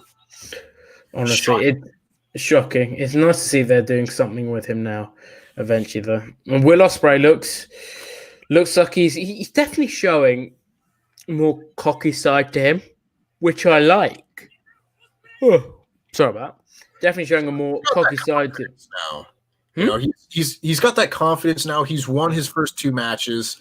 You know, that's a lot different from last year's tournament. And it's nice to see. I think it sets him apart more. It really sort of puts him over as sort of I don't know whether he needed not a big performance, but he needed something different to really show like, all right, he's made that change from junior heavyweight to heavyweight. And I think this could be it. And this performance against Shingo, I think it's especially telling of how far he's come from last year, where this was match of the year. Yeah. And we look like it'll be interesting to see how the dynamics change between the two. That's the thing I'm most looking forward to seeing, you know, because now I don't think the size difference is going to be as big and as pronounced as it was last year. Yeah, when you were saying earlier, like, oh, it's size versus strength. It's like, well, speed versus strength. I think those lines have been blurred a bit. Definitely. I mean, now Osprey is slower than he has been, but he's also stronger. So again, just the whole dynamic of the match is completely changed. But I'm really looking forward to this one. This one is going to be good. Valid Mambadapudi says, Osprey looks like he ate Osprey. Look at how jacked he is compared to last year, yeah? Yeah, I mean, he's a totally different wrestler, but still is talented from an in-ring perspective. And Ace Shock said, if you were to describe Ishii to a non-fan, how would you describe him?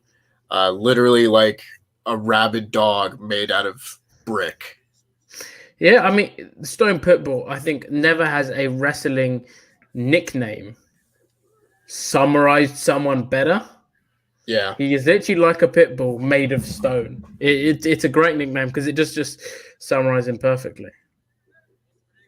These two are now testing strength with shoulder blocks to each other, and they look very similar in build now. Yeah. Again, like we were just talking about. Because, I mean, as a junior, Shingo's, his strength was his, physicality, his size. He was the Goliath of the junior division. But since moving up to the heavyweight division, he hasn't had that same success as now, quite frankly, a lot of guys have size on him. Osprey gets caught, lands on his feet on a German suplex, goes for an Os cutter early. Shingo shoves him off. Oh my goodness, they're just going a million miles per hour already. My God. Ibushi and Ishii have competition already. Holy crap, this is going to be good. And again, you got to love hearing that crowd. Just tremendous, tremendous stuff. Whoa. I need to alert some people to something. Have a look at Rob Zilla's name. Yeah, we've seen Rob Zilla's name in the past. I haven't. So thank you, Rob Zilla. He's for those that haven't seen, he says Rob Zilla, Louis Dangoor's #1 fan. I think you can change that to only fan. That's what I said. That's what I said the first time he came on here. Yes, and he does say, I hope the G1 isn't taking too much sleep from Tempest. Thanks for doing this, guys. Keep it up. That's the goal. I mean, but would you say you weren't in the live coverage for either the website or this? Would you watch them live, or would you find a time to watch them elsewhere? No, I'd be watching it live. Like that's the thing. If I wasn't doing it, and Will Ospreay hits this superhero pose, if I wasn't doing live coverage on YouTube, I would be doing live results on the website. So I'm watching this show no matter what. Yeah. You know? I just happen to be doing it, presenting to all of you fine people out there in YouTube land.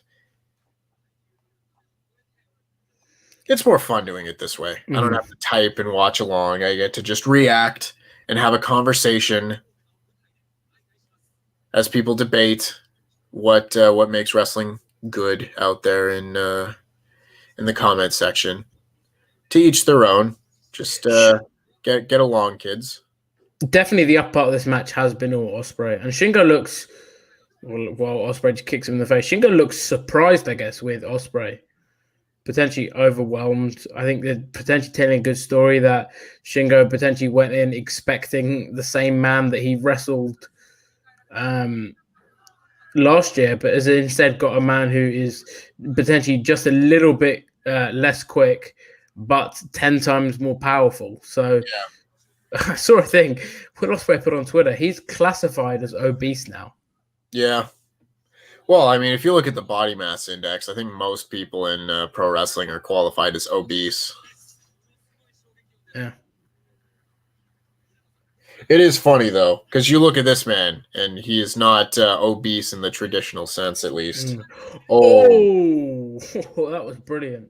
It looked like a suplex. Might have caught him closer to a brain buster. Just dropping Osprey on the back of his neck on the floor there. I would actually say it was more like an attitude adjustment, but yeah, you know, teach their own. That's my WWE bias coming through. Yes, of course. Ace Shocker said Nugget only fan account. Yes, that as soon as I said you're my only fan, I did think, I just set myself up for an OnlyFans.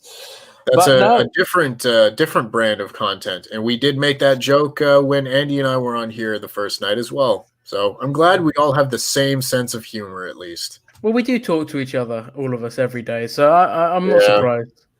It rubs off a little bit. Shingo has taken control in this match, though. He hung Osprey up there on the top rope and hit a big DDT now for a 1 count. I mentioned earlier this week that Osprey really hasn't done anything to hurt his neck too badly since the Marty Scurll match. Yeah, but it doesn't stop people from working on it. Yeah, and I think that probably the step up to the heavyweight division will protect his neck and things like that, which is good. Someone has said, could we run down the point? What are the points right now? Which I presume them to mean what are the standings. Yes. So we had Taichi beat Yujiro, so he is he's 3-0 now. Yujiro is 0-3. Jeff Cobb lost Suzuki, so Suzuki is 2-1 now. Jeff Cobb is 1-2. Ibushi beat Ishii, so Ishii is actually 0-3, whereas Ibushi is 2-1. And then we've got Osprey and Shingo now. Osprey's on 2-0. Shingo is on 0-2. So we've both gone for Shingo in this match to sort of level that out a little bit, sort of get revenge for last year. And we both think that that's the way this is going to go. Yeah. And I mean, if you're unfamiliar with how the point system works, every win in the tournament gets 2 points each, and any time limit draw gets 1 point each. So for now, everyone that has gotten a win has gotten 2 points for each of those wins. I will also say I am a much bigger fan of how Osprey sells than I was when he was kind of making a name for himself in New Japan a few years ago. He's a lot less shouty now than he was. Always kind of irritated me a little bit, but the shout is the British style. Like a lot of the British indie wrestlers are very shouty when they wrestle, and I guess growing up in Britain, wrestling on the British team with stuff like Progress, that is how Osprey was, I guess, brought up. But yeah, he has definitely graduated from that, and now wrestles a significantly more New Japan style. And sells the New Japan. He just presents himself now as a New Japan heavyweight, which I think he was lacking before. Yeah. seems to have taken a bit more of the momentum back from Shingo Takagi, hitting now a series of moves in a standing shooting star press for a near fall. That's the thing about Osprey. He's now a heavyweight, but he makes stuff like that look so easy. He has said that it's much more difficult on his body to do a number of these moves. Like he won't do the Robinson kick. Yeah. As often, just because it's more difficult on his hips with him carrying extra weight. So he will only do it in really big matches. But it is interesting, he does so much of the crazy things that you would expect out of smaller guys, guys like a Matt Sydal who typically have, a much more, lean physique, again, much shorter. And, Osprey sticks out like a regular heavyweight, with his build and his size now, because he's always been tall, but now he's added that extra muscle to his frame. Him being able to do just a standing shooting star press like that, very impressive. Seth has clarified. We were talking about the Robinson special. That's the one. The name was escaping me. Yes. And Antonio asks, "Are we going to be doing more New Japan coverage or just G1?" As we said earlier, you might have missed that. Very much depends on how this coverage of the G1 goes. If the demand's there, then obviously we'll be doing more. Sort of Tempest will be spearheading more New Japan content on the channel moving forward for the bigger shows. That's the idea. I'm hoping to do it as much as possible because I love me some New Japan. And I know that people out there want to see more New Japan coverage. So they do. Let's make it happen, guys. A-Shock says, will we watch Bloodsport? Will you be watching Bloodsport? I'll probably check it out. I don't think we'll be doing it for any kind of live coverage or anything like that. But it's a very unique kind of show. And I like unique kinds of wrestling. Yeah. STR has said, who do you think will be the IWGP heavyweight champion first out of these two? My initial thought is Osprey, but Shingo made it to the heavy one division faster than Will, which makes me think they have big plans. I could see it being Osprey, to be honest. I think they've clearly got, I think, bigger plans for him than Shingo personally. So yeah, if anyone, I could see Osprey within the next 2-3 years being heavyweight champion. How about you? I would tend to agree with you. I think they're very keen on making him the top foreign babyface in the company. And while they don't crown new, and Osprey just hits a beautiful Sasuke special to the outside, they don't crown new IWGP heavyweight champions very often. I could definitely see Osprey being a guy that ends up in that spot, at least in the next few years. I wouldn't bet on it to take place in like the next year or so, but beyond that, I could definitely see it in his future. And he's made it very clear that he's like committed to New Japan. He's bought a house. He's living in Japan, or at least would have been had the pandemic not taken place. But he's there for the long haul, and I think they appreciate that and see a lot in him. Osprey hits a haluva kick in the corner, basically. Sets up for the Stormbreaker. But Shingo fights his way out. Sat on a corner. Trevor, big kick. Oh, no. My goodness. Oh, Will. Oh, Will. Oh, he goes coast to coast. Holy crap. Coast to coast. Unreal. Whew. And Antonio Correa says he thinks it will be Shingo, not Osprey. I mean, to each their own. If Shingo's great, I think he totally could, be an IWGP heavyweight champion in the near future, at least. But it's tough, You've got only so many spots at the top, and by so many, I really mean one. Shooting star press there. 2. Kick out. Someone goes, Space Pegasus has said, not as good as Shane. I'll give him credit. He's got a very nice coast to coast. A Shocker said, "Is Tony Storm in the UK?" I don't actually believe she's been part of the UK NXT UK tapings, and she hasn't been NXT in the States. So I don't actually know where Tony Storm is. Might be in Australia. Could be in Australia. Yeah. And Shingo has hit Noshigami, but has not been able to go for a cover. It is one of his signature moves. Might be setting up for Made in Japan, or possibly Last of the Dragon. Picks him up in more of a cartwheel German suplex position, but Osprey's fighting out. Oh, gutbuster. A big gutbuster. She and Juice live together. Oh. Wasn't Tony Storm in... Oh, if Tony Storm was in the US, potentially I thought they would have used her for NXT tapings over there, but maybe they've still got plans for her in the UK. Perhaps. Shingo hits a big clothesline in the corner, but Osprey fights out and fires up, and they're now exchanging strikes.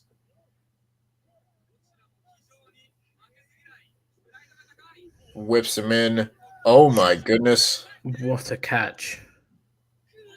Catches him in like a burning hammer position, throws him into the ropes. And he's going for the pumping bomber. Osprey counters the pumping bomber into a power bomb of his own.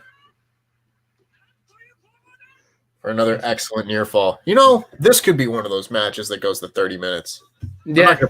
I wouldn't put money on it, but I mean, any of these matches where I've seen guys have matches that go beyond 30 minutes previously, I'm just like, yeah, you know, go the 30-minute time limit. I wouldn't be upset by that. Another I was actually watching something the other day, and you're gonna probably have a go at me for this. Oh joy! But you know who has a fantastic near fall? Roman Reigns. Louis, my friend, I don't know if you know this or not, but I'm Roman Reigns' #1 fan in the entire world.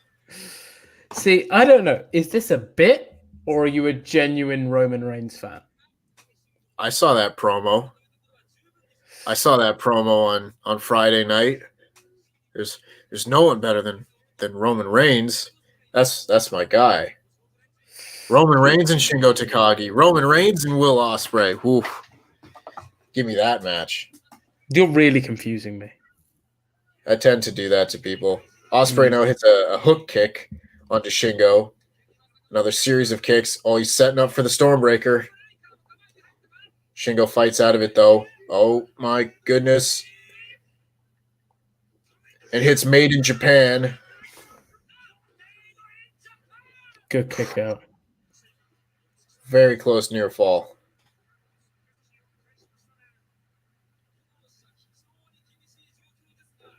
Well, the match is living up to the hype so far. I've got a few people talking in the comment section about Roman Reigns, which is good. Roman Reigns, he's the man. Broken Scythe says that promo on SmackDown was worth 5 stars. If they gave star ratings to promos, oh my goodness, a huge pumping bomber. If they gave star ratings to promos, that gets 5 in my book. Roman Reigns versus Okada, but Shane comes in and joins the match to win it as the best wrestler in the world would. Hey, we don't need to talk about Shane McMahon here. Absolutely not. This is a Shane McMahon free zone. Yes. Nugget is a bigger heel than SRS. Hey, what have I done? That's a good question.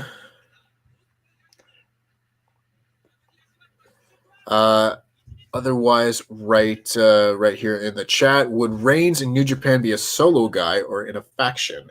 You never know. You know, it all depends on how they would use him. I would. Oh, another huge hook kick from Osprey. Awesome. Poison Rana, dumping Shingo right on the back of his head. I would have to think he would if. Oh, huge headbutt. Massive headbutt. Wow. If he was brought in for real, you know, like in some fantasy world, I would have to think that he would be some sort of like lone wolf character, kind of like how Jon Moxley or Chris Jericho have been. I think that fits a lot better. What STR says, what matches are on the last G1 card before the finals? The biggest matches in the main event slots on the A block side is Shingo Takagi and Minoru Suzuki. They have that listed as the main event. Now, that could change beforehand, but that might be a bit of an indication on how the rest of this tournament will go. And then on the B block side, it's Evil versus Sonata, which I'm very interested to see. Ace Shock says, cool beanie, Tempest. This is called a toque, sir, here in Canada. That is what we call it. But thank you. I do appreciate it. I have had this hat for many years, so don't just feel that I'm doing a bit here. He was the original Roman Reigns fan. Oh, yeah. Oh, the strikes just keep coming. This match has just been excellent. Absolutely excellent. Huge kick from Osprey. And a clothesline from Shingo. And a standing Spanish fly from Osprey. Oh, but Shingo rolls him up. They're exchanging cradles now. That one was close. Oh, massive from Osprey. Holy smokes. And they're both down. This is awesome. Absolutely incredible. I actually prefer, so far, I'd say match of the night goes to still Ishii and Ibushi. Although this has been very good. This has been excellent. You wait until that match is over to properly compare them. You know, holy smokes! Yeah, and I've seen people commenting in the chat that Osprey has been sounding more like Kenny Omega, and I don't really see it. I haven't seen too much of a comparison there between them, honestly. Big discus forearm there. You know. I mean, typically when you have a guy come into Japan and needing to cut English promos, a lot of the time the delivery will kind of sound very similar. Because especially if you're a babyface, you almost need to talk slow and with like not a lot of complicated words just for like an easy translation for them. So, I mean, a lot of the promos kind of end up sounding, you know, a lot more the same. Oh, goodness gracious. Dropping Osprey right on his head from the top rope. Oh, no. And Shingo looks like he's lifting up almost to go for like a top rope last of the dragon. A super last of the dragon. Like last a super AA. Last of the super dragon, if you will. Oh, my God. Oh, my God. That's it, surely. If you can get the cover, that would be it. Shingo's hit a top rope last of the dragon. And Osprey kicks out. This might be winning me over here. This might be match of the night.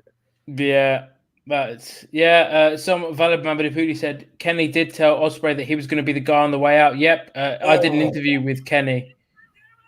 No, too. Another huge bomber. I did an interview with Will in April, and that was one of the things he said before Kenny left for AEW. He said to Will, "Yeah, you're going to be the guy moving forward." So clearly, his peers thought highly of him as well. Yeah, Shingo's got him up. Ooh, that could be it. That's it. Go. Shingo Takagi. Great match. Oh, I think that's my match of the night. That was fantastic. Almost like we knew it would be. You know, we said this card was one of the most stacked of the year, and back-to-back matches with Ibushi and Ishii, and then Shingo Takagi and Will Ospreay. Like you don't get a much better back-to-back hit of two matches like that. Unbelievable.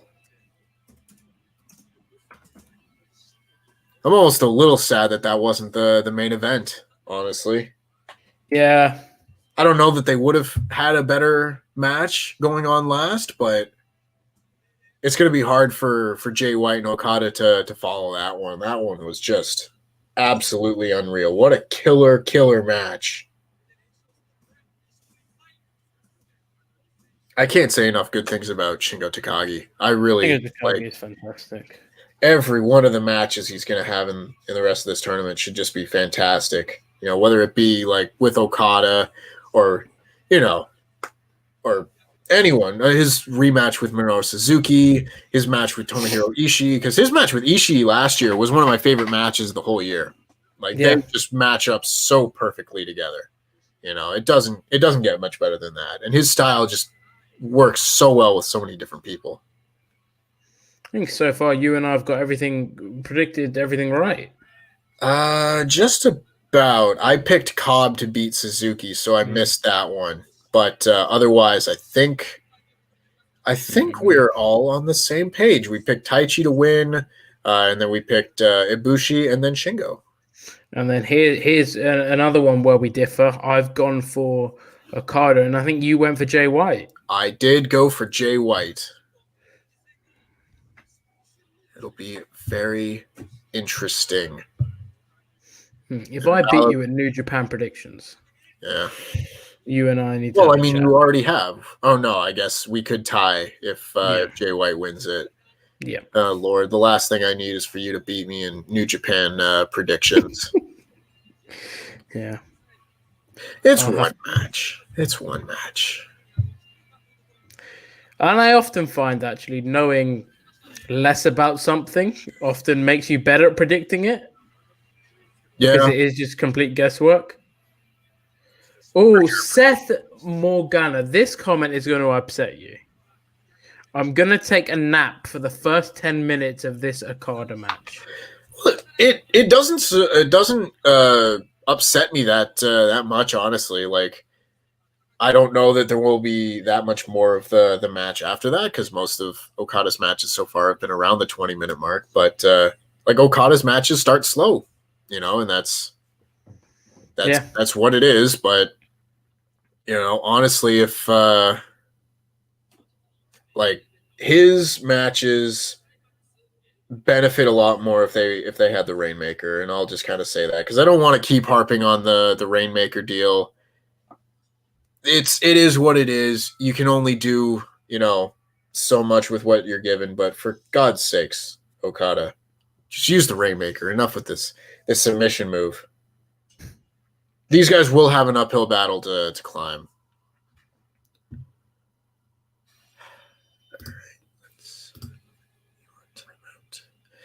Yeah, so I mean, you know, this will be the main event. Broken Scythe says, with that, guys, I'm out. Have a good day or night. You as well. Thanks for stopping by, of course. Besides that,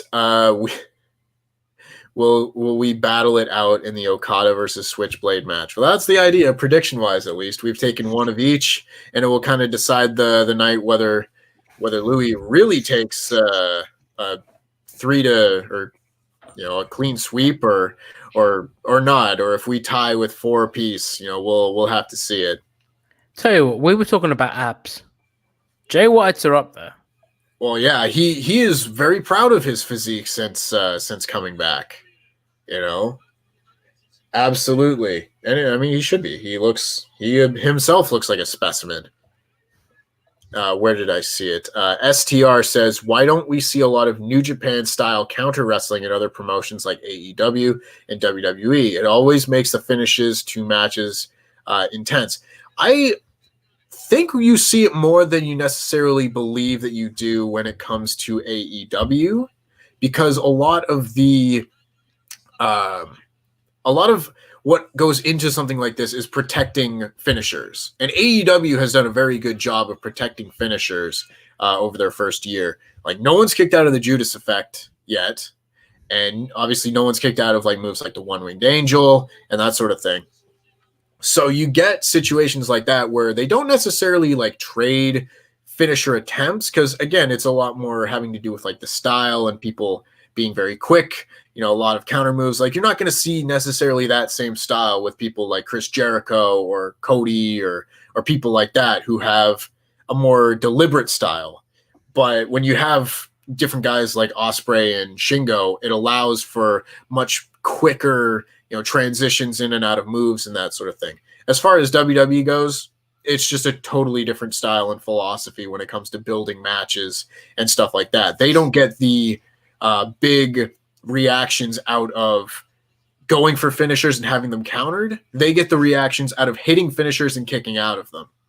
So it's just a totally different way to, to really look at it. But that's my rant on how every wrestling promotion is different. Jay White does. I mean, I know I just said it, but Jay White looks impressive. So does. Yeah. I mean, this match just feels like a main event. I know you said you were disappointed that Shingo and Osprey wasn't, but this feels like the main event of a New Japan show. Well, these are two like tried and true main event guys, more so than any of the other matches on the card. Like, it doesn't surprise me that these two are in the main event. I'm just like, it's going to be hard for them to top the last two matches. Yeah. AN to the DY said, have I had a KFC or Burger King yet? No, I haven't yet. I mean, I think it's kind of crazy that you haven't, just having been alive for, 2 decades, not having done it. But I mean, I personally think that KFC itself is quite rubbish. And I saw you comment on SRS's tweet about it and say you like him more every day after he said he didn't really like KFC. I'm not a fan of KFC, and Burger King it's all right. It's not in my top tier of fast food franchises, but if you are in university and are living on a budget and you can go and get like 20 nuggets for like $5, that is a deal. That is a deal.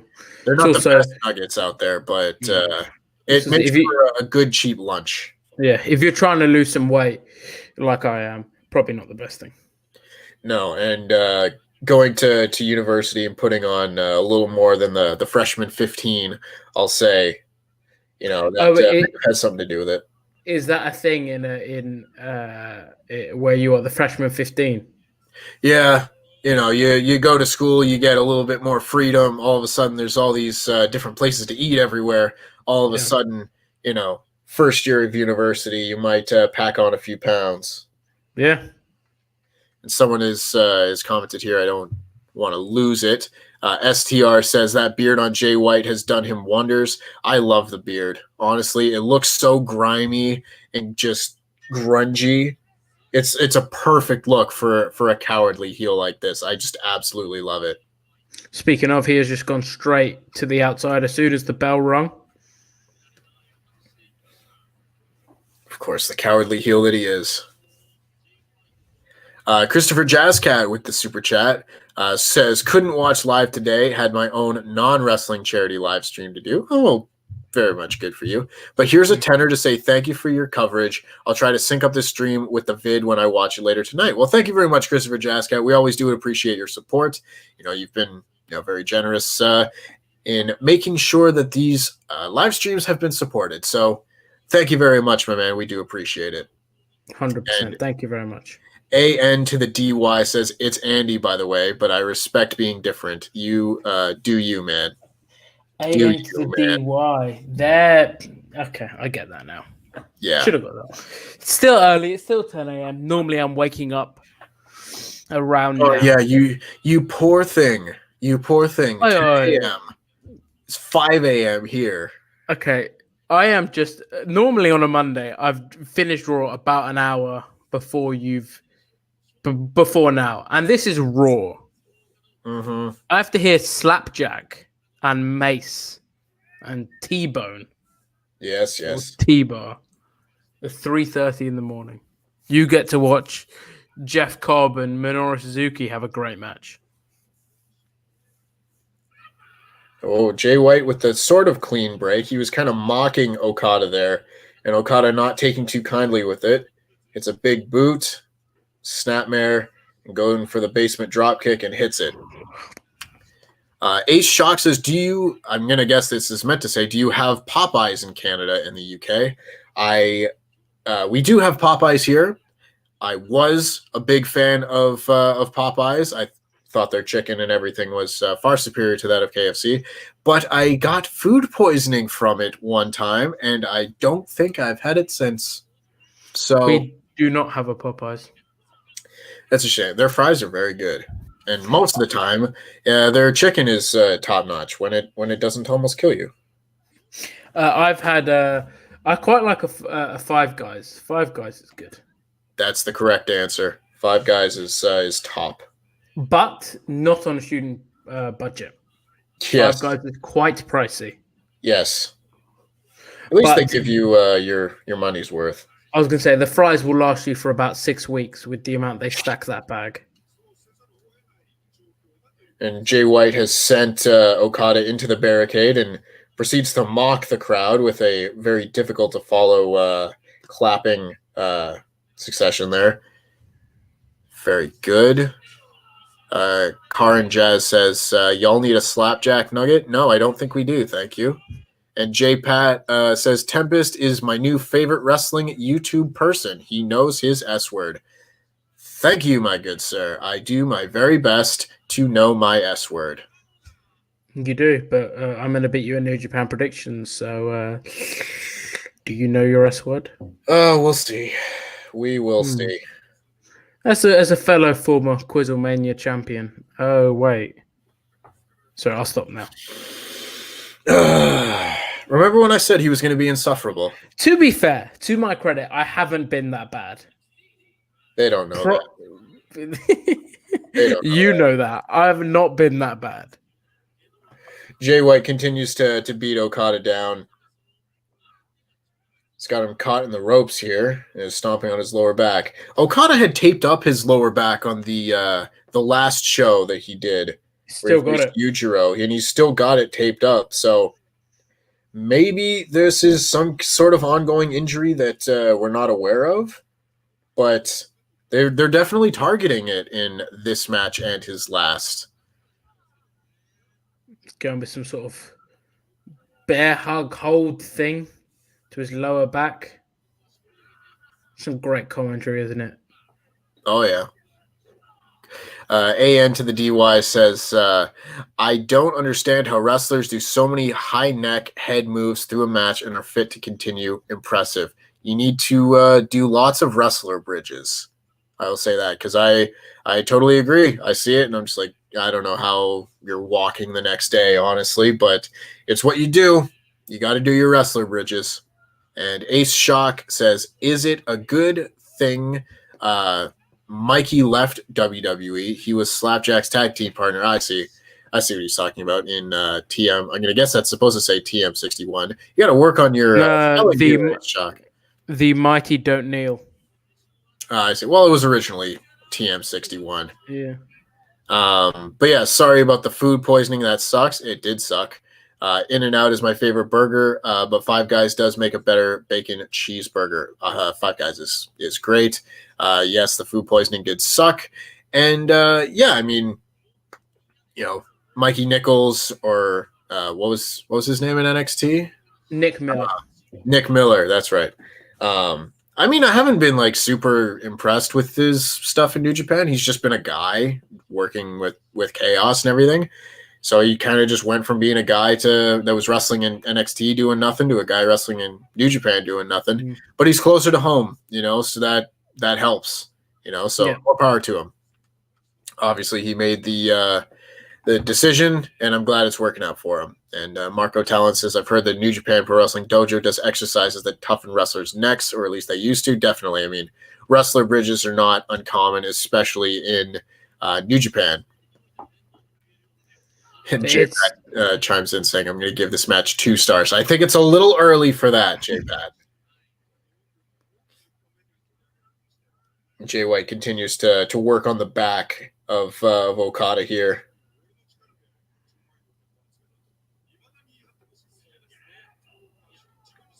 Okada firing back, hitting forearms of his own. But Jay White goes right back to the lower back. Flapjack. Did you see on WWE Twitter when Slapjack hit a flapjack on Raw? the Twitter account tweeted, "Oh, is that Slapjack with a flapjack?" Yeah, as soon as I heard the name, I was like, well, he's got to do a flapjack. Like, if he doesn't, he's just totally wasting the opportunity there. I will say their gimmick, their debut wasn't great. No. The names are awful. Yeah. Their Twitter game is off the charts good. It is exceptional. Like Dijak's, and I'm going to call him Dijak. Dijak's back and forth with Jericho was just tremendous. Like the whole thing is, their Twitter game is great, and I hope that they do WWE. I think the phrase I heard used was they're making chicken salad out of chicken S word. And that is what they're doing, because genuinely they're getting me interested in what they're doing based on Twitter. So more power to them. Hopefully they get to show that side of them on TV, but I'm not too hopeful. Yeah. And now Gato has tried to trip up Okada, and Okada is marching him back up the ramp. Jay White tried to, he's going to hit a double DDT, on Jay White and Gato. And now he's put on Gato's hat. An interesting look. Esteban says, couldn't sleep, so I'm watching you guys. By the way, what are your thoughts on Sammy Guevara? I can see him being AEW's big match guy in the future. He's my favorite wrestler at the moment, so it might just be me. I mean, as far as like a wrestler, he's tremendous, and I think he does a very good job of making sure that he gets over as a star, even though he loses quite a bit. Yeah. Being put in a stable like the Inner Circle, he's often been the guy to take falls in their matches. If he teams with Jericho, he's the one that's going to get pinned most of the time. So being able to still present yourself like a star, like he does, even in defeat, I think is, tremendous. He's definitely got a very bright future. Coda's really selling his back here. See, it's much slower match than the last two that we've been used to. Big DDT. But in terms of Sammy, I think with Sammy, Darby, MJF, and Jungle Boy, you have got the four biggest stars of AEW right there. Wardlow in there as well. Private Party is a great tag team. You've got tons of potential there, and I think Sammy will be a key part of that. I could see him turning babyface. But yeah, I think he's going to be more than fine. Yeah, I mean they benefit from something that WWE hasn't done, and Jay White just hits a big suplex into the corner, again targeting Okada's lower back, and another kick out. They've done something that WWE has not done in many years, and that's push young, good-looking stars. And when I say young, I mean like young, like early 20s, MJF, Jungle Boy, like 23-year-old stars. And these are people that can get good now and then carry your company and hit their stride really not like 5 years in the future when they're still only like 28 years old. And just it's so good to see, because a company like WWE doesn't let most of their guys out of the performance center until they're 30. You just don't see that same level of pushing really good young talent like they used to, and like AEW is doing now. And I think it's just another benefit that AEW has currently. So A-Shocker said, will Sammy be aligned with MJF or Jericho when MJF takes over Inner Circle? So I think this is the when MJF said, I think last week, that he wants to be part of a stable. Like, that's how you win things. Hang on, I think I might have a visitor. Let me just check something for a second. You take off. I'll try and answer his question a little bit as I do this show solo with Jay White and Okada, of course, going back and forth. Okada now hits his big neck breaker over the knee to Jay White while still selling his back. Now, I don't necessarily think that MJF is going to be taking over the Inner Circle. Of course, the Inner Circle has kind of been Jericho's vision. I don't think necessarily that many of them will be quick to kick out Jericho. any of that sort of thing. Whether that means, oh, look, there's a dog. There is a dog. A dog has invaded the stream. As I was saying, though, I mean, whether that means, creating a stable of his own or whatnot, I don't know that I really see Sammy Guevara and MJF matching up as well as I do Sammy Guevara and Jericho. So personally, I would like to see them two stick together. Yeah. See, look, the dog has invaded the stream. He's just staring at the camera like a good little pup. It's his birthday tomorrow. Oh, look at that. Yeah, I'm going to go and shut my door, but I will be back. And of course, they're now exchanging strikes with Okada's back, not seeming to take too much out of him. In fact, winning that exchange with Jay White. And Andy had said, Tempest, that noggin's got to be hot. How you hang? Honestly, the heat isn't too bad. I'm, like I said, a toque, I'm Canadian. I can wear these suckers. Honestly, I've said it before. This mask, not terribly comfortable. So wearing it for like 2.5 hours is a bit of a task. Right here. It's real tight in the bridge of the nose area. And it's not great. Not a great time. Oh, massive drop kick to Jay White. Okada has drop kicks Jay White into Gato, goes for another drop kick off of the ropes, but misses, and Jay White hits a big German suplex.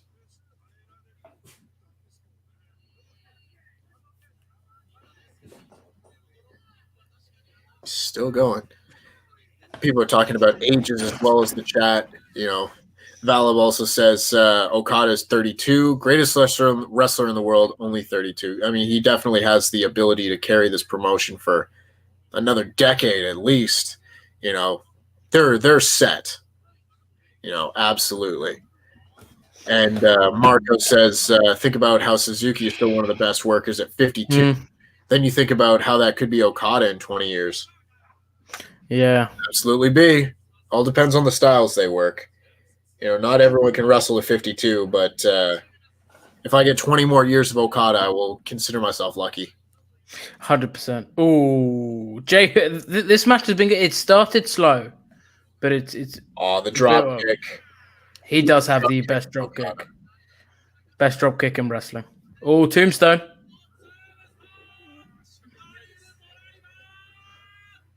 Just the transition. And into the Cobra clutch. Boo! A-Shock wants to know what your dog's name is. My dog's name is Harvey.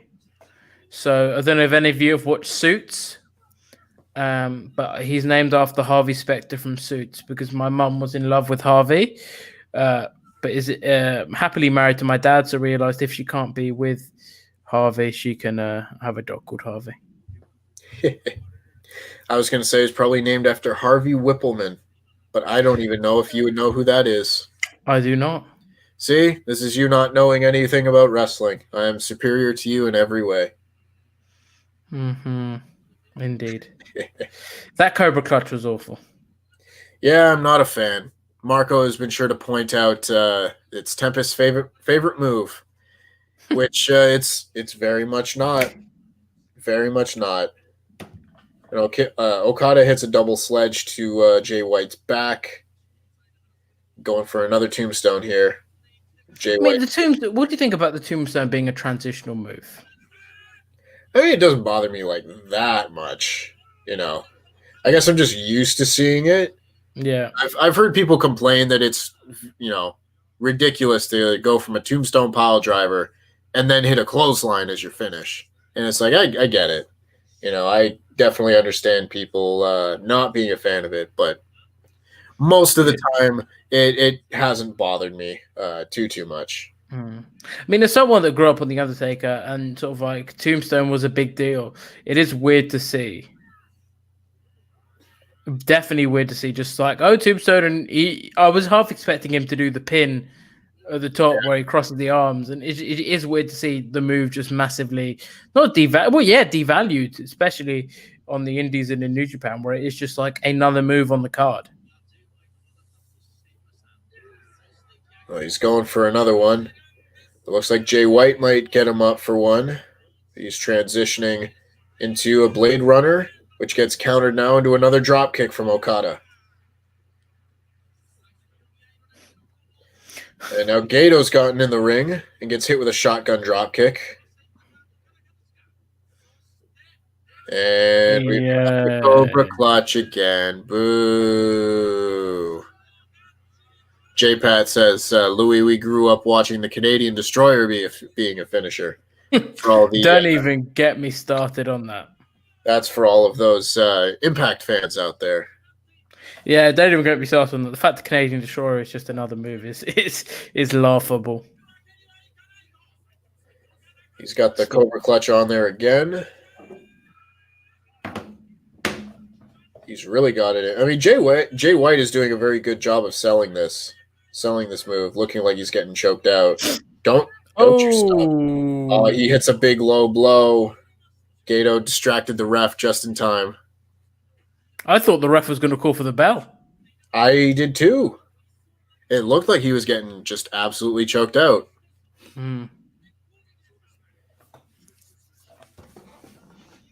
Andy also says, the world can hate me, but I would enjoy seeing Okada versus a peak interest Randy Orton. Both physically, how could you build a wrestler from the ground up? Would be no classic, just interesting, I guess. It's always difficult with Randy Orton. Randy Orton's another guy where if he's got his working shoes on, it's difficult to find many people better in the ring than he. Jay White hits the Blade Runner. Kick out. And that's three. So we're still tied with our predictions. Ha, freaking ha. Jay White goes to 3-0. Wow. Okada 1-2. Hey, man, it happens. Again, I could definitely see both of these guys being real big players down to the last night or two nights. But Jay was a good. This is the total opposite of his start to the tournament last year, where he lost like his first 3 matches and then won the tournament out. I don't think he's now going to lose any of these, next few matches, but we'll have to see. It's definitely a very good start for him this year. Yeah, it was a great match, and I think it probably wasn't as good as the 2 previously, but that was a very tall task. But yeah, it was a very good match, and Jay White is just doing some tremendous work at the moment as a heel. Really on a very suitable main event. It's not like it felt out of place. It did feel like a main event. The in-ring action might not have been there, but it felt like a New Japan main event. Yeah, absolutely. I'm sure we're going to get a promo from Jay White here in a minute, but STR asks, who do we have winning each block? I think Jay White could be up there. Yeah. Honestly, I still think Okada is going to win. Not just the block, but the whole tournament. Just because I think he will have a good chance of doing good business in the Tokyo Dome, we'll say. Let's see what Jay White's got to say.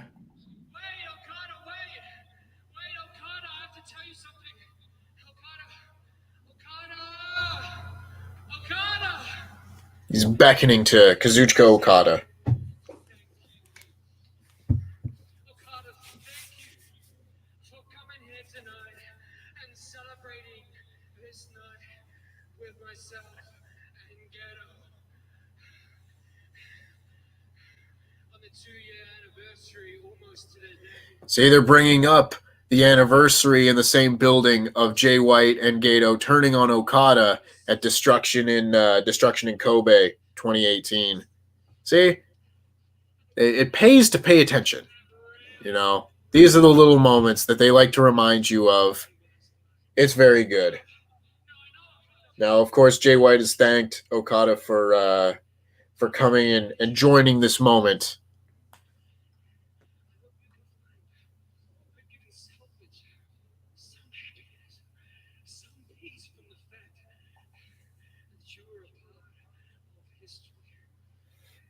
Saying that he hopes that Okada can salvage and be happy that he's part of history.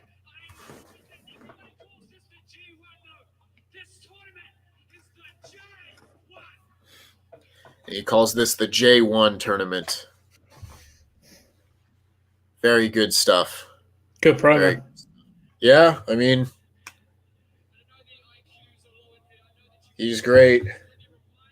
Not going to find too many better heels than this man. He is in an elite tier.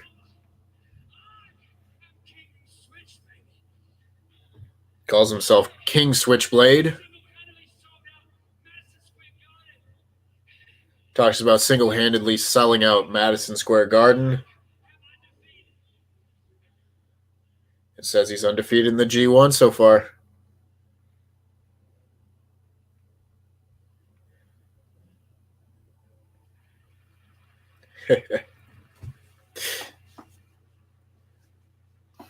Got a lot of people here talking about long-term storytelling. Johnny Guitar says Ibushi over Tanahashi in the finals. That would be certainly interesting, considering that was the finals 2 years ago. Says breathe with his new era. And that pretty much will bring the show to a close. I mean, that was probably just about as good of a G1 Climax show as we're going to see. Like, if they top that, more power to them. I will be very excited to see it. I think that's probably the best tournament night so far of the tournament. Just between the Ibushi and Ishii match and the Osprey versus Shingo match, and then that main event, throw in, Suzuki and Cobb as well. There's just a ton of really great wrestling throughout the show. I mean, if you were just following along with us and not watching the actual show, I definitely recommend going in and checking that one out. Yeah, it was a great night. It top to bottom. I mean, you could probably skip the go to the from the Cobb and Suzuki match, and you'll be fine. Yes, I would have to agree. So before everybody departs for the day, obviously has either some sleep or regular work, depending on what time of the day it is.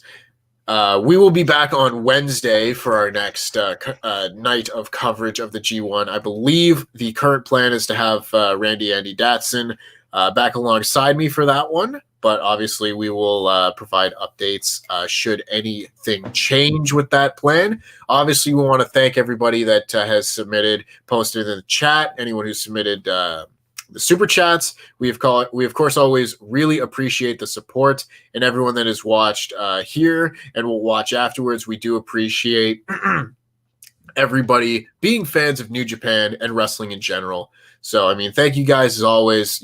Give us a subscribe to Wrestle2 if you haven't subscribed already. And we will be back with another edition of G1 coverage as the tournament rolls on. We will see you Wednesday. Bye, guys. Bye.